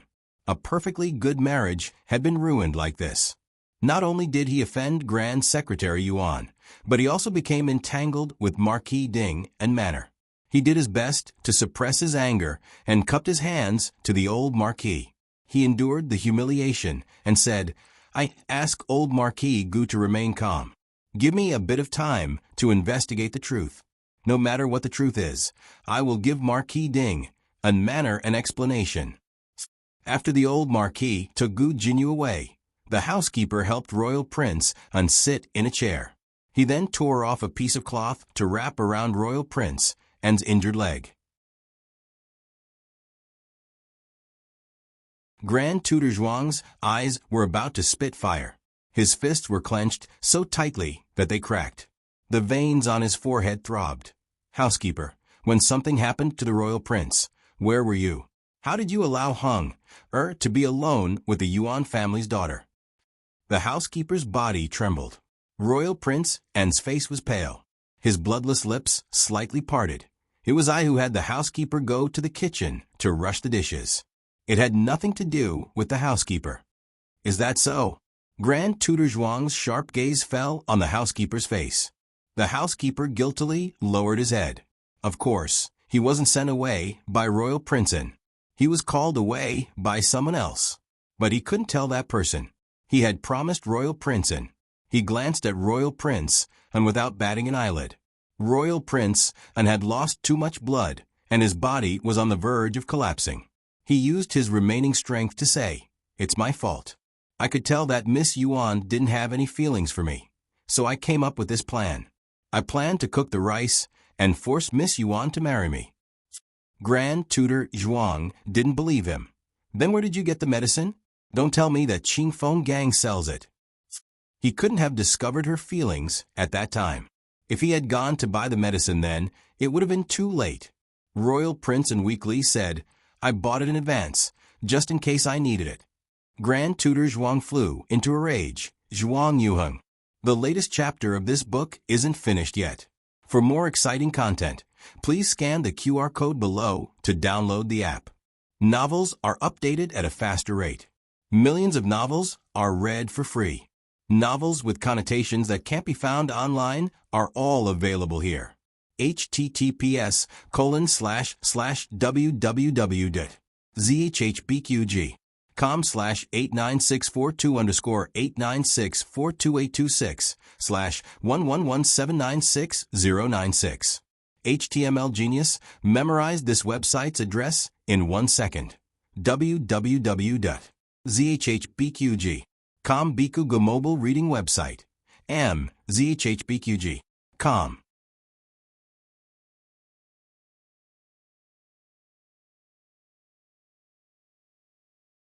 Chapter 326. The latest chapter of this book is not finished yet. For more exciting content, please scan the QR code below to download the app. Novels are updated faster and more frequently. Millions of novels are free to read. Novels with a deeper meaning that can't be found online are all available here. Royal Prince unfainted due to his severe injuries. Grand Tutor Zhuang was so angry and anxious that he almost fainted. Royal Prince was his grandson, and he couldn't just leave him here. No matter how angry Grand Tutor Zhuang was, he had to bring Royal Prince back to the mansion first. The steward hurriedly brought the mansion doctor to treat Royal Prince and wounds. The medicine in Royal Prince and's body had already worn off. He was unconscious mainly because of the excessive blood loss from the wound on his thigh. He injured his left leg a few days ago, and now his right leg is injured. This is really... The mansion doctor didn't know what to say. Royal Prince probably didn't even suffer such a serious injury when he was a hostage in the Qin Kingdom. What was he doing every day? Basins of bloody water were brought out of the house by the servants. The entire courtyard seemed to be filled with the strong smell of blood. Grand Tutor Zhuang couldn't wait any longer outside the door. He walked in and asked in a low voice, "How is it?" Sigh. The mansion doctor cleaned Royal Prince and's wounds as he said, "This stab is too deep. It's so deep that the bone can be seen. I'm afraid it won't be easy to heal. The weather is so hot on such a hot day. The slightest carelessness could cause the wound to become inflamed. Even if one was careful enough, there was no guarantee that nothing would go wrong. It was too chaotic just now." Grand Tutor Zhuang forgot to ask if the stab was from the Yuan family's daughter or Gu Jinyu. But so what if he asked? Could he still blame them? Naturally, he had no right to do so. Grand Tutor Zhuang ordered the manor's doctor to treat Royal Prince, and while he himself left the room, he called his trusted subordinates and asked them to investigate the Cool Breeze gang's activities today and whether there were any suspicious people. His trusted subordinate asked, "Master, do you still suspect that someone else did this?" Grand Tutor Zhuang said, "Humph, I raised my own grandson. How can I not know his personality? He won't be so muddle-headed. Moreover, it's fine if he admits that he fell into a trap, but he's anxious to take the blame. He's clearly protecting the person in the dark." His trusted subordinate didn't understand. "Master, you're saying that the royal prince fell into someone's trap, but is unwilling to reveal the culprit? Who is this person to the Duke?" "I'm only guessing. I don't have any proof." "All right, you go investigate. Find out who that cabinet official Grand Secretary Yuan met at the entrance of the Cool Breeze Inn today as well." Even though Grand Tutor Zhuang didn't believe that Grand Secretary Yuan would scheme to harm his own granddaughter, the timing of that official's appearance was just too coincidental. If it wasn't for him stopping Grand Secretary Yuan family's young lady wouldn't have been left alone, and there wouldn't have been so many incidents later on. "Right, where is Wu Yang? I remember that he's Hung Er's personal bodyguard." Grand Tutor Zhuang said, "Call him over." Wu Yang was really wronged. He had taken a few days off to attend the wedding of one of his brothers in the underworld. He knew nothing about Royal Prince, and Grand Tutor Zhuang didn't get any clues from him, but he still charged him with the crime of failing to protect his master and punished him with 50 strokes of the cane. After the trusted imperial bodyguard investigated Cool Breeze restaurant, he returned to report to Grand Tutor Zhuang. "We didn't find anyone suspicious. That cabinet official is Vice Minister Su. This subordinate has already investigated. His chance encounter with Grand Secretary Yuan was truly a coincidence." The cabinet official's degree of suspicion wasn't high. After all, the cabinet was controlled by Grand Tutor Zhuang himself. Normal people wouldn't be able to mobilize them. Grand Tutor Zhuang pondered for a moment before asking, "Why did the Gu family's young lady appear at the Cool Breeze Inn?" The bodyguard said, "The young ladies of the female school often gather at the Cool Breeze Inn. Second young lady and third young lady are also here today. However, they don't seem to know about the Duke's matters." Grand Tutor Zhuang said, "Call them over." Yes. Not long after, Zhuang Yueshi and Zhuang Mengdai were called into Grand Tutor Zhuang's room. Grand Tutor Zhuang looked at the two with a heavy expression. "Why did you go to the Cool Breeze Inn today?" "To play." Zhuang Mengdai said, "Recently, the Cool Breeze Inn has released a new song. It's played every day. We've been listening to it for several days. Today is the last song. Zhuang Mengdai was the worst at lying. Zhuang Yueshi lowered her eyes and didn't speak. Grand Tutor Zhuang glanced at the two and asked them to leave. Grand Tutor Zhuang frowned deeply. Everything seemed to be fine. Could it be that Zhuang Yuan was the one who made the decision? After the two sisters left Grand Tutor Zhuang's courtyard, Zhuang Yueshi said to Zhuang Mengdai, "You go back first. I'll go see my brother." What's wrong with my brother? Duke N's injury was kept a secret. Even Zhuang Mengdai didn't know about it. Zhuang Yueshi said, "Nothing. I have a question that I don't know how to solve. I want to ask my brother for advice. Do you want to come with me?" Hearing that it was a question for advice, Zhuang Mengdai lost her interest. Although she liked her brother, she was more afraid of doing questions. I'm a little dizzy. I might have a heat stroke. I'll go back to my room to rest. You can do the question yourself. After saying that, Zhuang Mengdai ran away. Zhuang Yueshi went to Duke N's courtyard. The servants were surprised to see her coming. "You can leave," she ordered softly. "But master has ordered," a young maidservant whispered. Another servant girl pulled her sleeve and said to Zhuang Yueshi, "Yes, we will leave now." The two of them made way. Zhuang Yueshi walked into the courtyard and came to Duke N's bedroom. The doctor had finished treating his injury and went to the small kitchen to boil medicine for him. Only a personal servant stayed by the bed. "You can leave too," Zhuang Yueshi ordered. The servant didn't dare to move. Zhuang Yueshi could order the two servant girls to guard the door, but she couldn't order the personal servant of Dukan. On the bed, Dukan slowly opened his eyes and said weakly, "You can leave." Yes. The servant left respectfully. Without anyone else, Zhuang Yueshi rushed to the bed and grabbed her brother's hand worriedly. "Brother." Dukan used his fingers to support his body and lay on his side. He raised his other hand and gave her a slap. This slap used all his strength. After the slap, he lay on the bed and spat out blood. Zhuang Yueshi was stunned. She looked at Duke and in disbelief. "Brother." Duke didn't have the strength to slap her a second time. He used his elbow to support his body and stared at her angrily. "Why did you do this?" "Big brother knows." Big brother knows everything. Zhuang Yueshi looked at Duke and in panic. She wanted to refute, but she didn't know where to start. Duke N's eyes were filled with pain and disappointment. "If I didn't ask the butler who sent him away, I wouldn't know that my own sister did such a vicious and dirty thing. How did Miss Yuan offend you? Why did you scheme against her?" Brother, Zhuang Yueshi was so panicked that her whole body was trembling. Big drops of tears rolled down her cheeks. Her mind was in a mess. She could not even answer the question. I never thought of hurting you. Don't you feel guilty about Miss Yuan?" Duke was disappointed. This was his sister. "You even implicated the daughter of Gu family. Are you satisfied now?" Zhuang Yueshi choked. I didn't want to implicate Gu Jinyu. I didn't know that she would suddenly appear. Yuan Baolin is just a Taoist nun.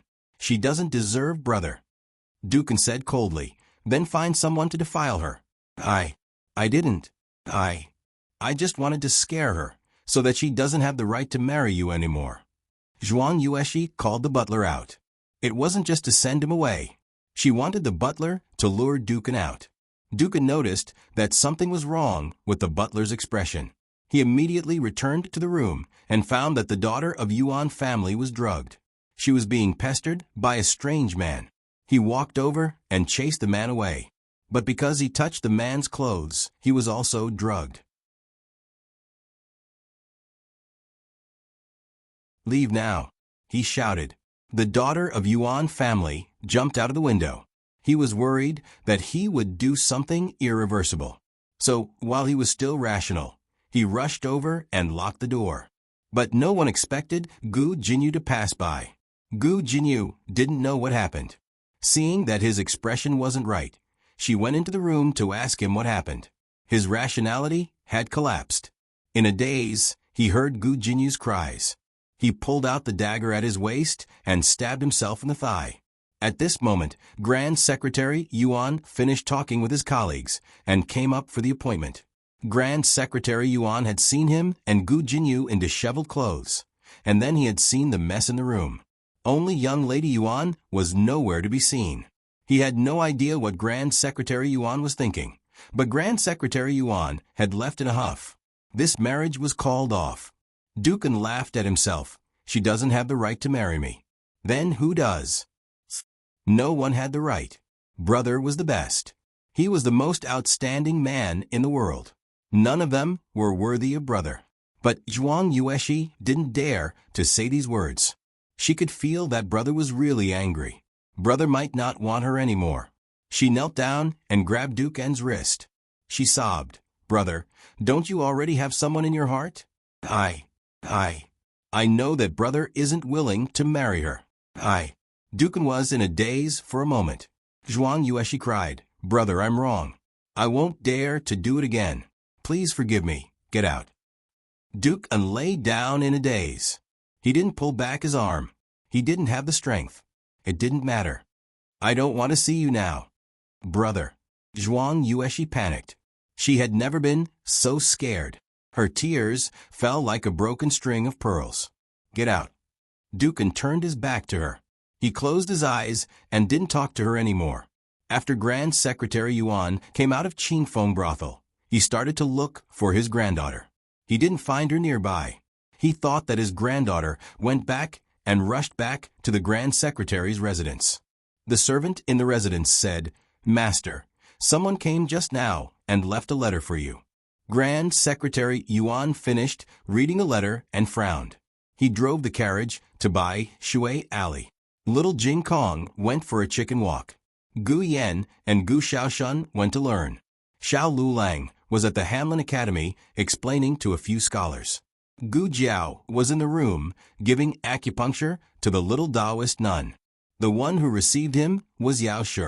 Grand Secretary Yuan and the old Marquis were of the same generation. Yao Shi gave him a junior's greeting. Grand Secretary Yuan saw that she was pregnant and told her not to be so courteous. Yao Shi didn't say that she was from Marquis Ding and Manor. She only said that her husband's surname was Gu. There were many people in the capital with the surname Gu.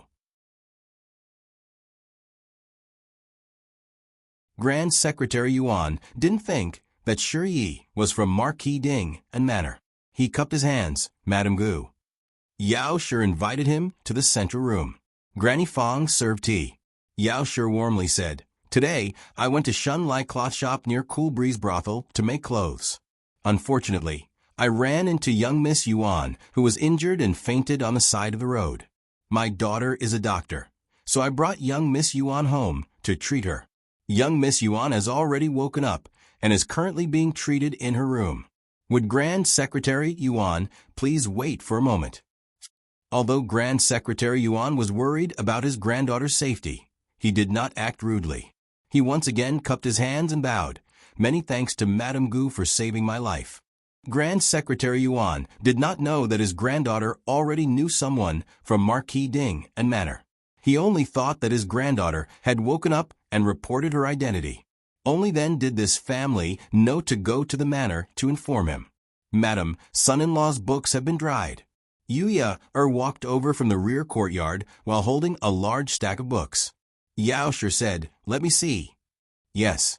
Yuya placed the dried books on the wooden table between Yao Shi and Grand Secretary Yuan.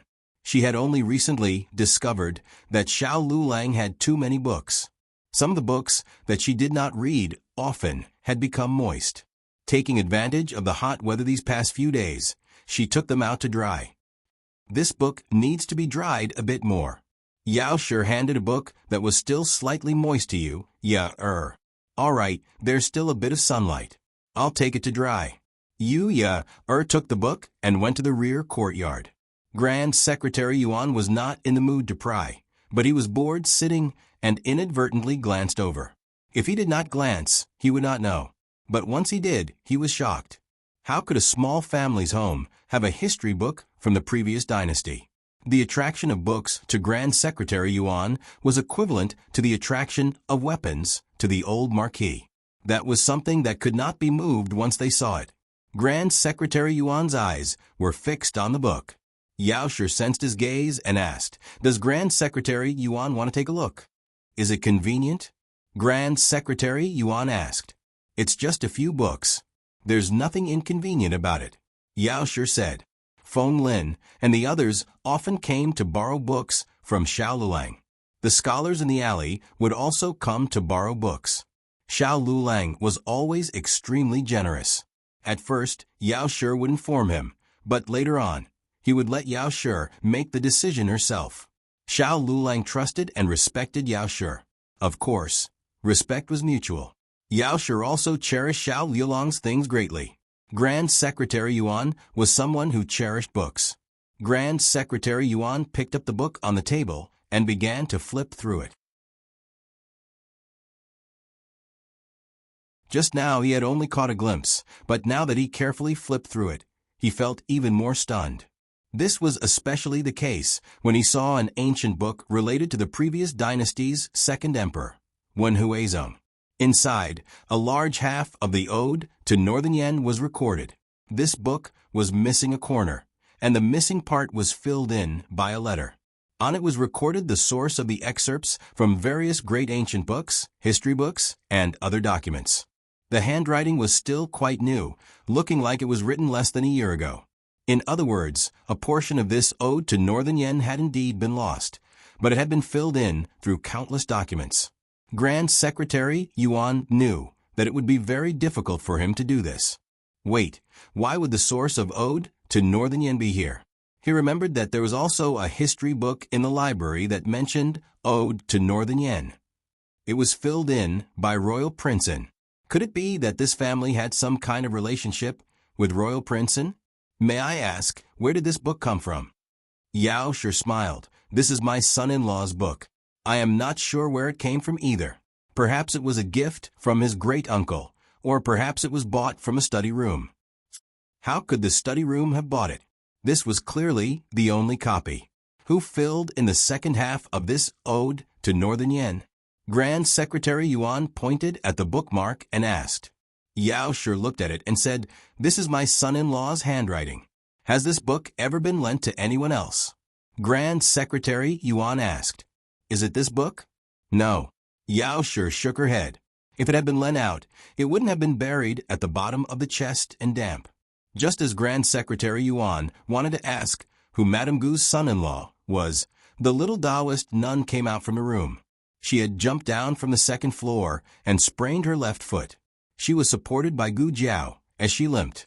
Although Gu Jiao's face was damaged, Grand Secretary Yuan did not judge people based on their appearance. He also did not look down on Gu Jiao's status like other people did when they looked at female doctors. He solemnly thanked Gu Jiao and paid 5 taels of silver for the consultation fee. Only then did he bring his granddaughter back. After the two left, a tall and sturdy figure walked out of the study. He arrived in front of Yao Shi and clasped his hands in greeting. "Many thanks, madam. I didn't do anything.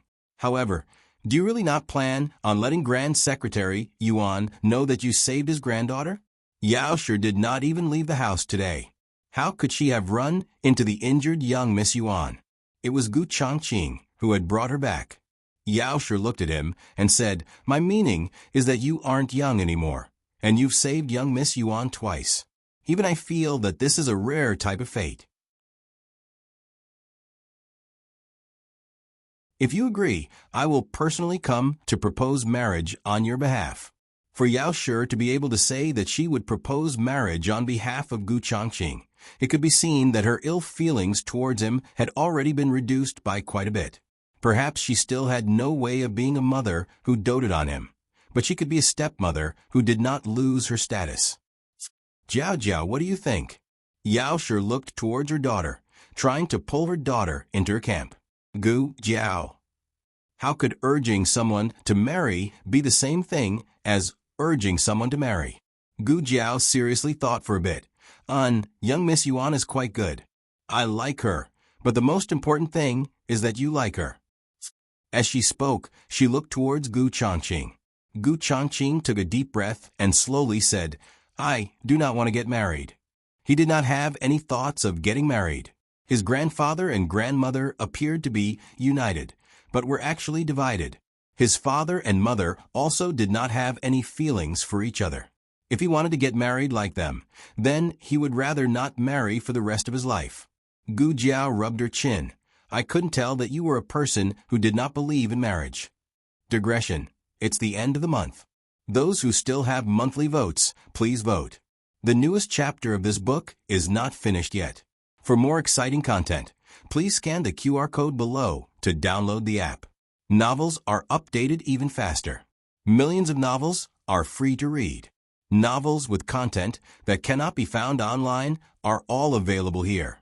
https://www.zhpqg.com/89642_8964286/111769044. HTML Genius memorized this website's address in 1 second. www.zhpqg.com Biku Mobile Reading Website. zhpqg.com.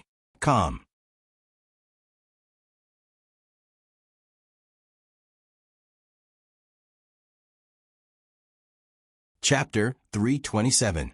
The newest chapter of this book is not finished yet. For more exciting content, please scan the QR code below to download the app. Novels are updated even faster. Millions of novels are free to read. Novels with content that cannot be found online are all here. Gu Chongqing returned to Marquis Ding and Manor. Gu Chengfeng and Gu Chenglin had gone to the back of the mountain to pick fruit. He returned to his own room. He sat down by the bed.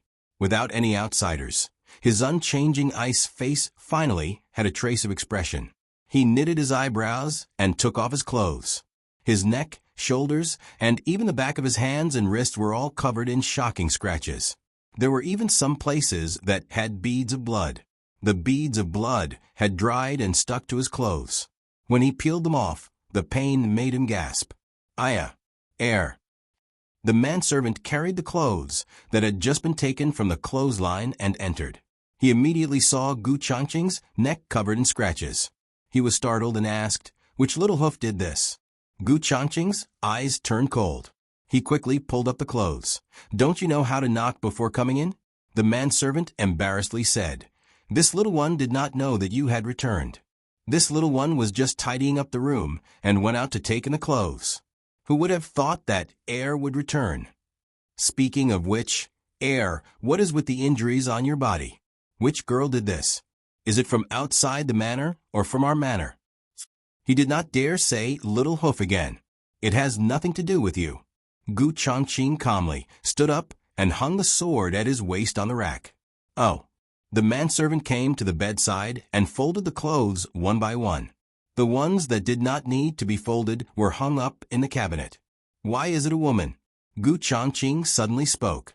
The manservant said, "Does this even need to be said? It's obvious that it makes people scratch. Which man has fingernails?" Gu Chongqing's eyes moved. "Don't speak nonsense." The manservant muttered, "If Air does not allow this little one to speak, then this little one will not speak." Gu Chongqing stood in front of the sword rack. The places where he had been scratched were aching. It was different from the sharp and direct pain of a sword wound. This kind of pain was strange and unfamiliar. Gu Chongqing closed his eyes as the image of her in the carriage flashed through his mind. The servant's eyes flashed as he asked cautiously, "But Air, why did you suddenly think it through?" Gu Chongqing was puzzled. "What do you mean? Why did you suddenly think it through?" The manservant smiled embarrassedly. "I won't hide it from you. You haven't been close to women all these years. You don't even have a maid in your courtyard, and you don't want to talk about marriage. We are all guessing. Do you like men?" Gu Chongqing's face darkened. "Get out." The servant shuddered and left resentfully. Then he went to inform the old duke and old Madame Gu that his heir was enlightened. His heir touched a woman. After several hours of treatment, Royal Prince and's injuries finally stabilized at night. After watching him drink his medicine, the manor doctor retreated. Imperial Tutor Zhuang came to Royal Prince An's room. His expression was not very good. The two did not speak, and the atmosphere was heavy. Imperial Tutor Zhuang said, "I'll ask you one last time. Did you really do it?"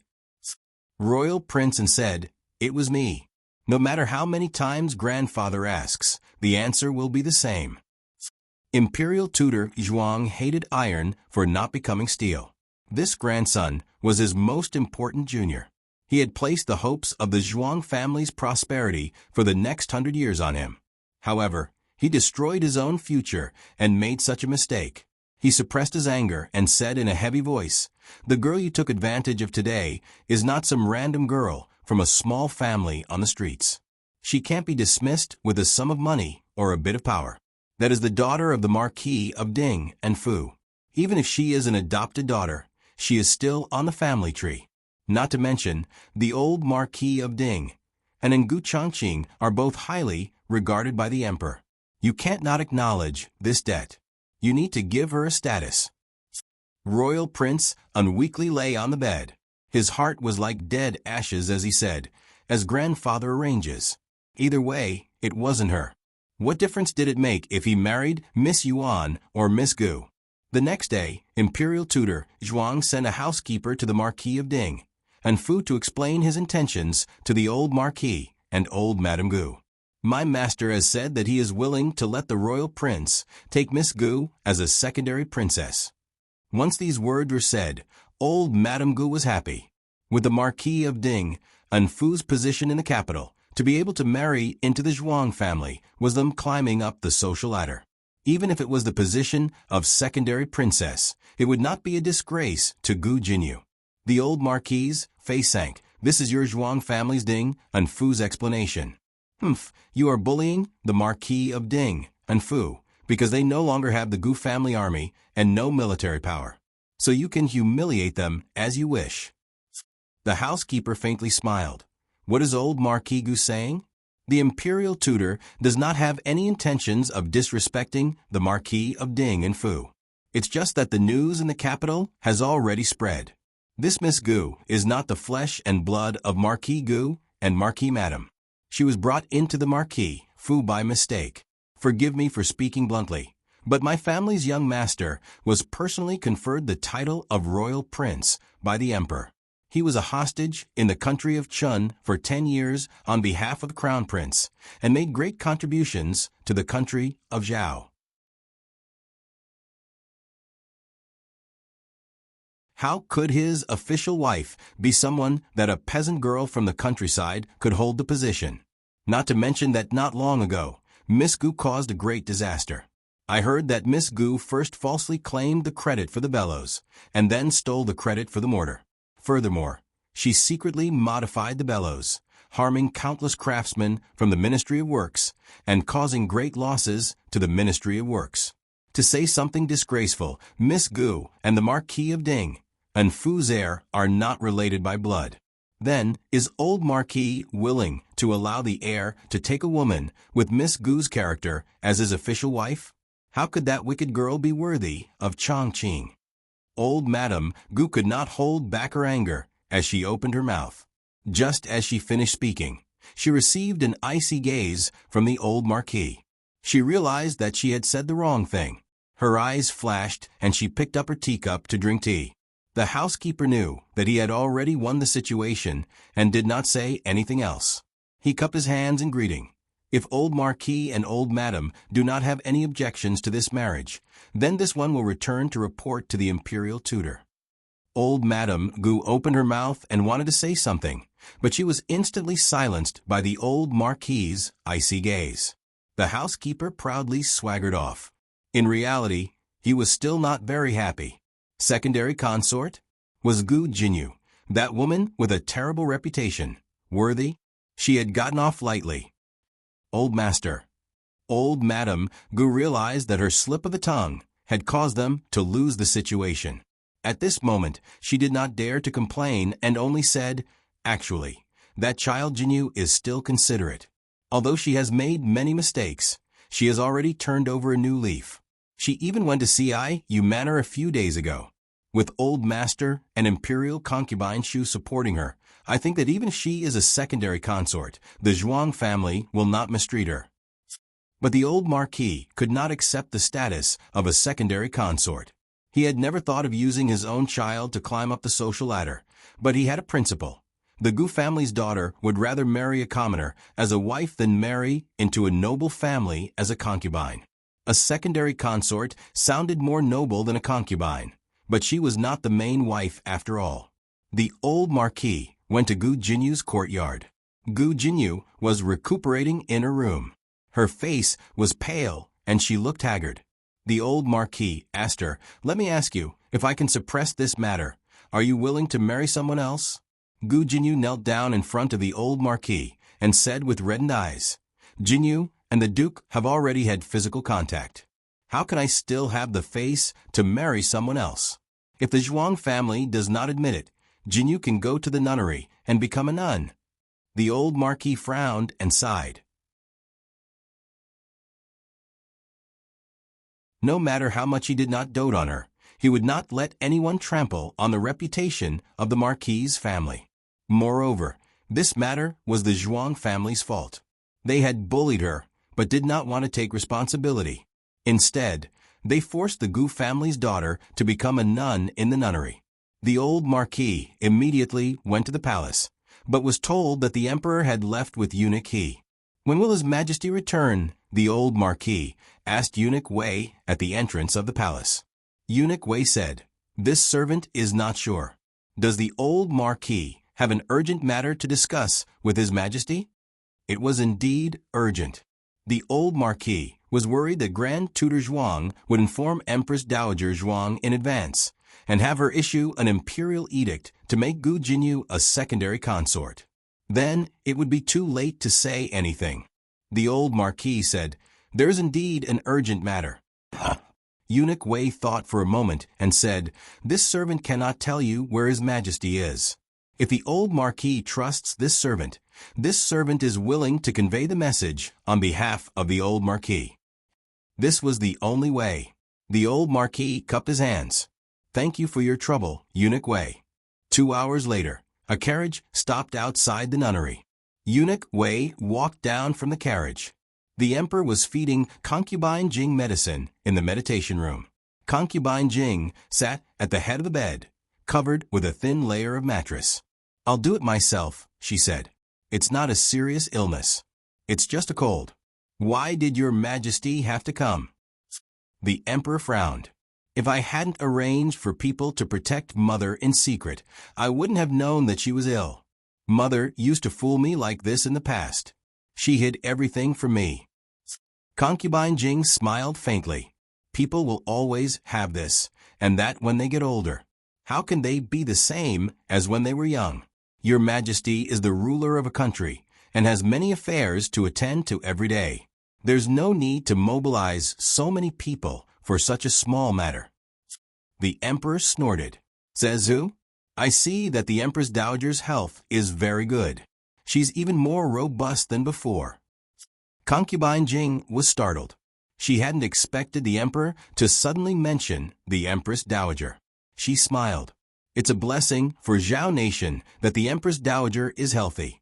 Your Majesty has been working hard these past few years, and the Empress Dowager has shared much of your Majesty's burden."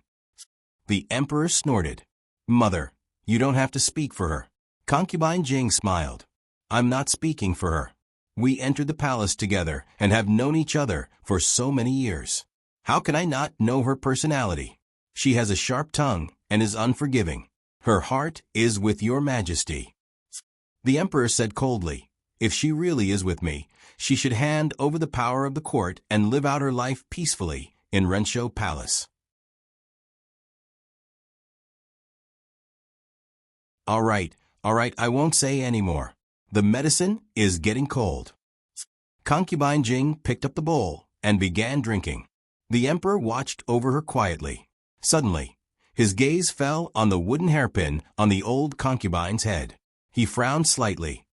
"Mother may be a vegetarian and pray to Buddha, but her life is too simple.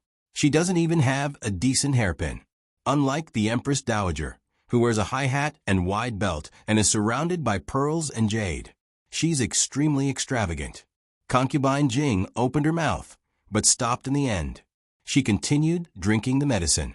The emperor glanced at the bare table and asked Nanny Kai, who was waiting on the side, "Are there no candied fruits in the room?" Nanny Kai smiled awkwardly. "Grand Imperial Concubine doesn't eat that." The emperor snorted. "Mother is too hardworking. There are at least 10 types of candied fruits in Rinshou Palace." Concubine Jing's eyelashes trembled. She finished the medicine in one breath and handed the empty bowl to Nanny Kai. She then wiped the corner of her mouth with a handkerchief and said in amusement, "Your Majesty, you keep mentioning the Empress Dowager today." The emperor choked. "Did I?" "Yes." Concubine Jing looked at him with a smile. The emperor snorted. "That's because she went too far. I'm so angry that my head hurts. I only hope to take away her real power as soon as possible. That way, I can take Mother back to the palace with peace of mind." "You." Concubine Jing shook her head helplessly. "Your Majesty, Eunuch Wei is here." A young eunuch entered the room to report. The emperor asked, "What is he here for?" Concubine Jing said, "Let's go take a look. It must be something important." The emperor returned after half an hour with a serious expression. "What is it, Your Majesty?" Concubine Jing sat on the bed and asked. The emperor had always told Concubine Jing everything he knew. He sighed and said, "Gu Chao came to ask for an imperial edict. He wants me to appoint a marriage between his granddaughter and royal prince," and Concubine Jing was startled. Old Marquis Dingen? Why would he marry into the Zhuang family? The two families were loyal to different camps. Although they weren't at odds with each other, the marriage wasn't their first choice.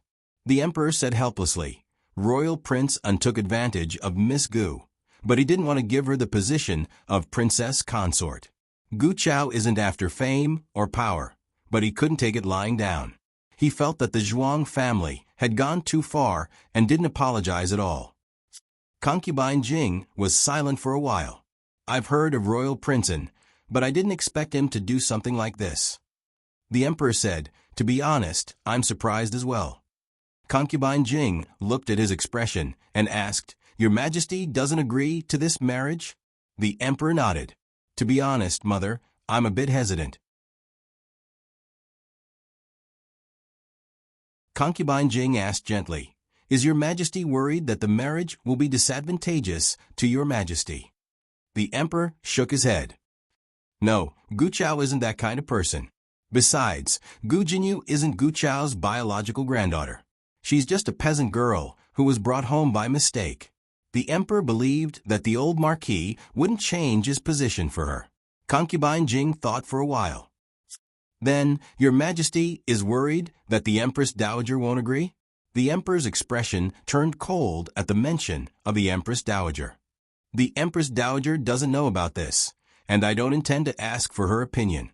There would be no room for negotiation if she asked. Either they didn't do it, or they had to seize the opportunity." "Then what is Your Majesty worried about?" Concubine Jing asked. The emperor hesitated for a while, but still said, "That girl got into trouble before, so her reputation isn't good. Most importantly, she stole the credit of the young divine doctor." The emperor couldn't stand it, so he didn't want to praise Gu Jinyu.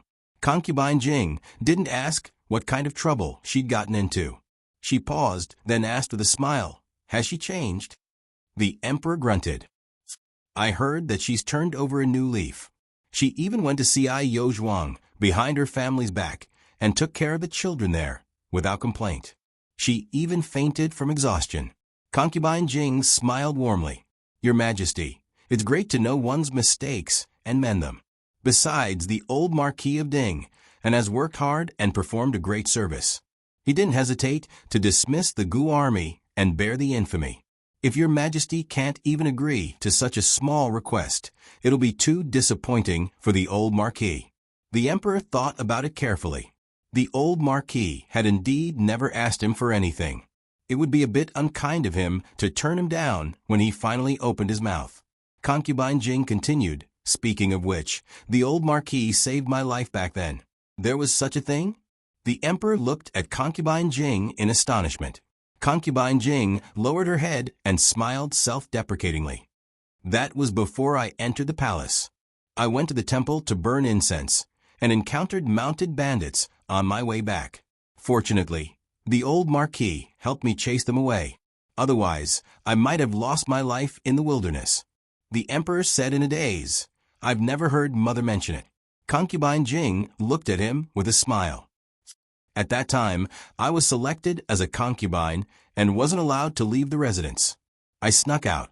It's all because I was young and naughty. The emperor was enlightened. I see. He pondered for a moment, then said, I'll give the old Marquis request some thought. Concubine Jing nodded with a smile. The emperor and Concubine Jing chatted for a while. Before eunuch he came in and urged, Your Majesty, it's time to return to the palace.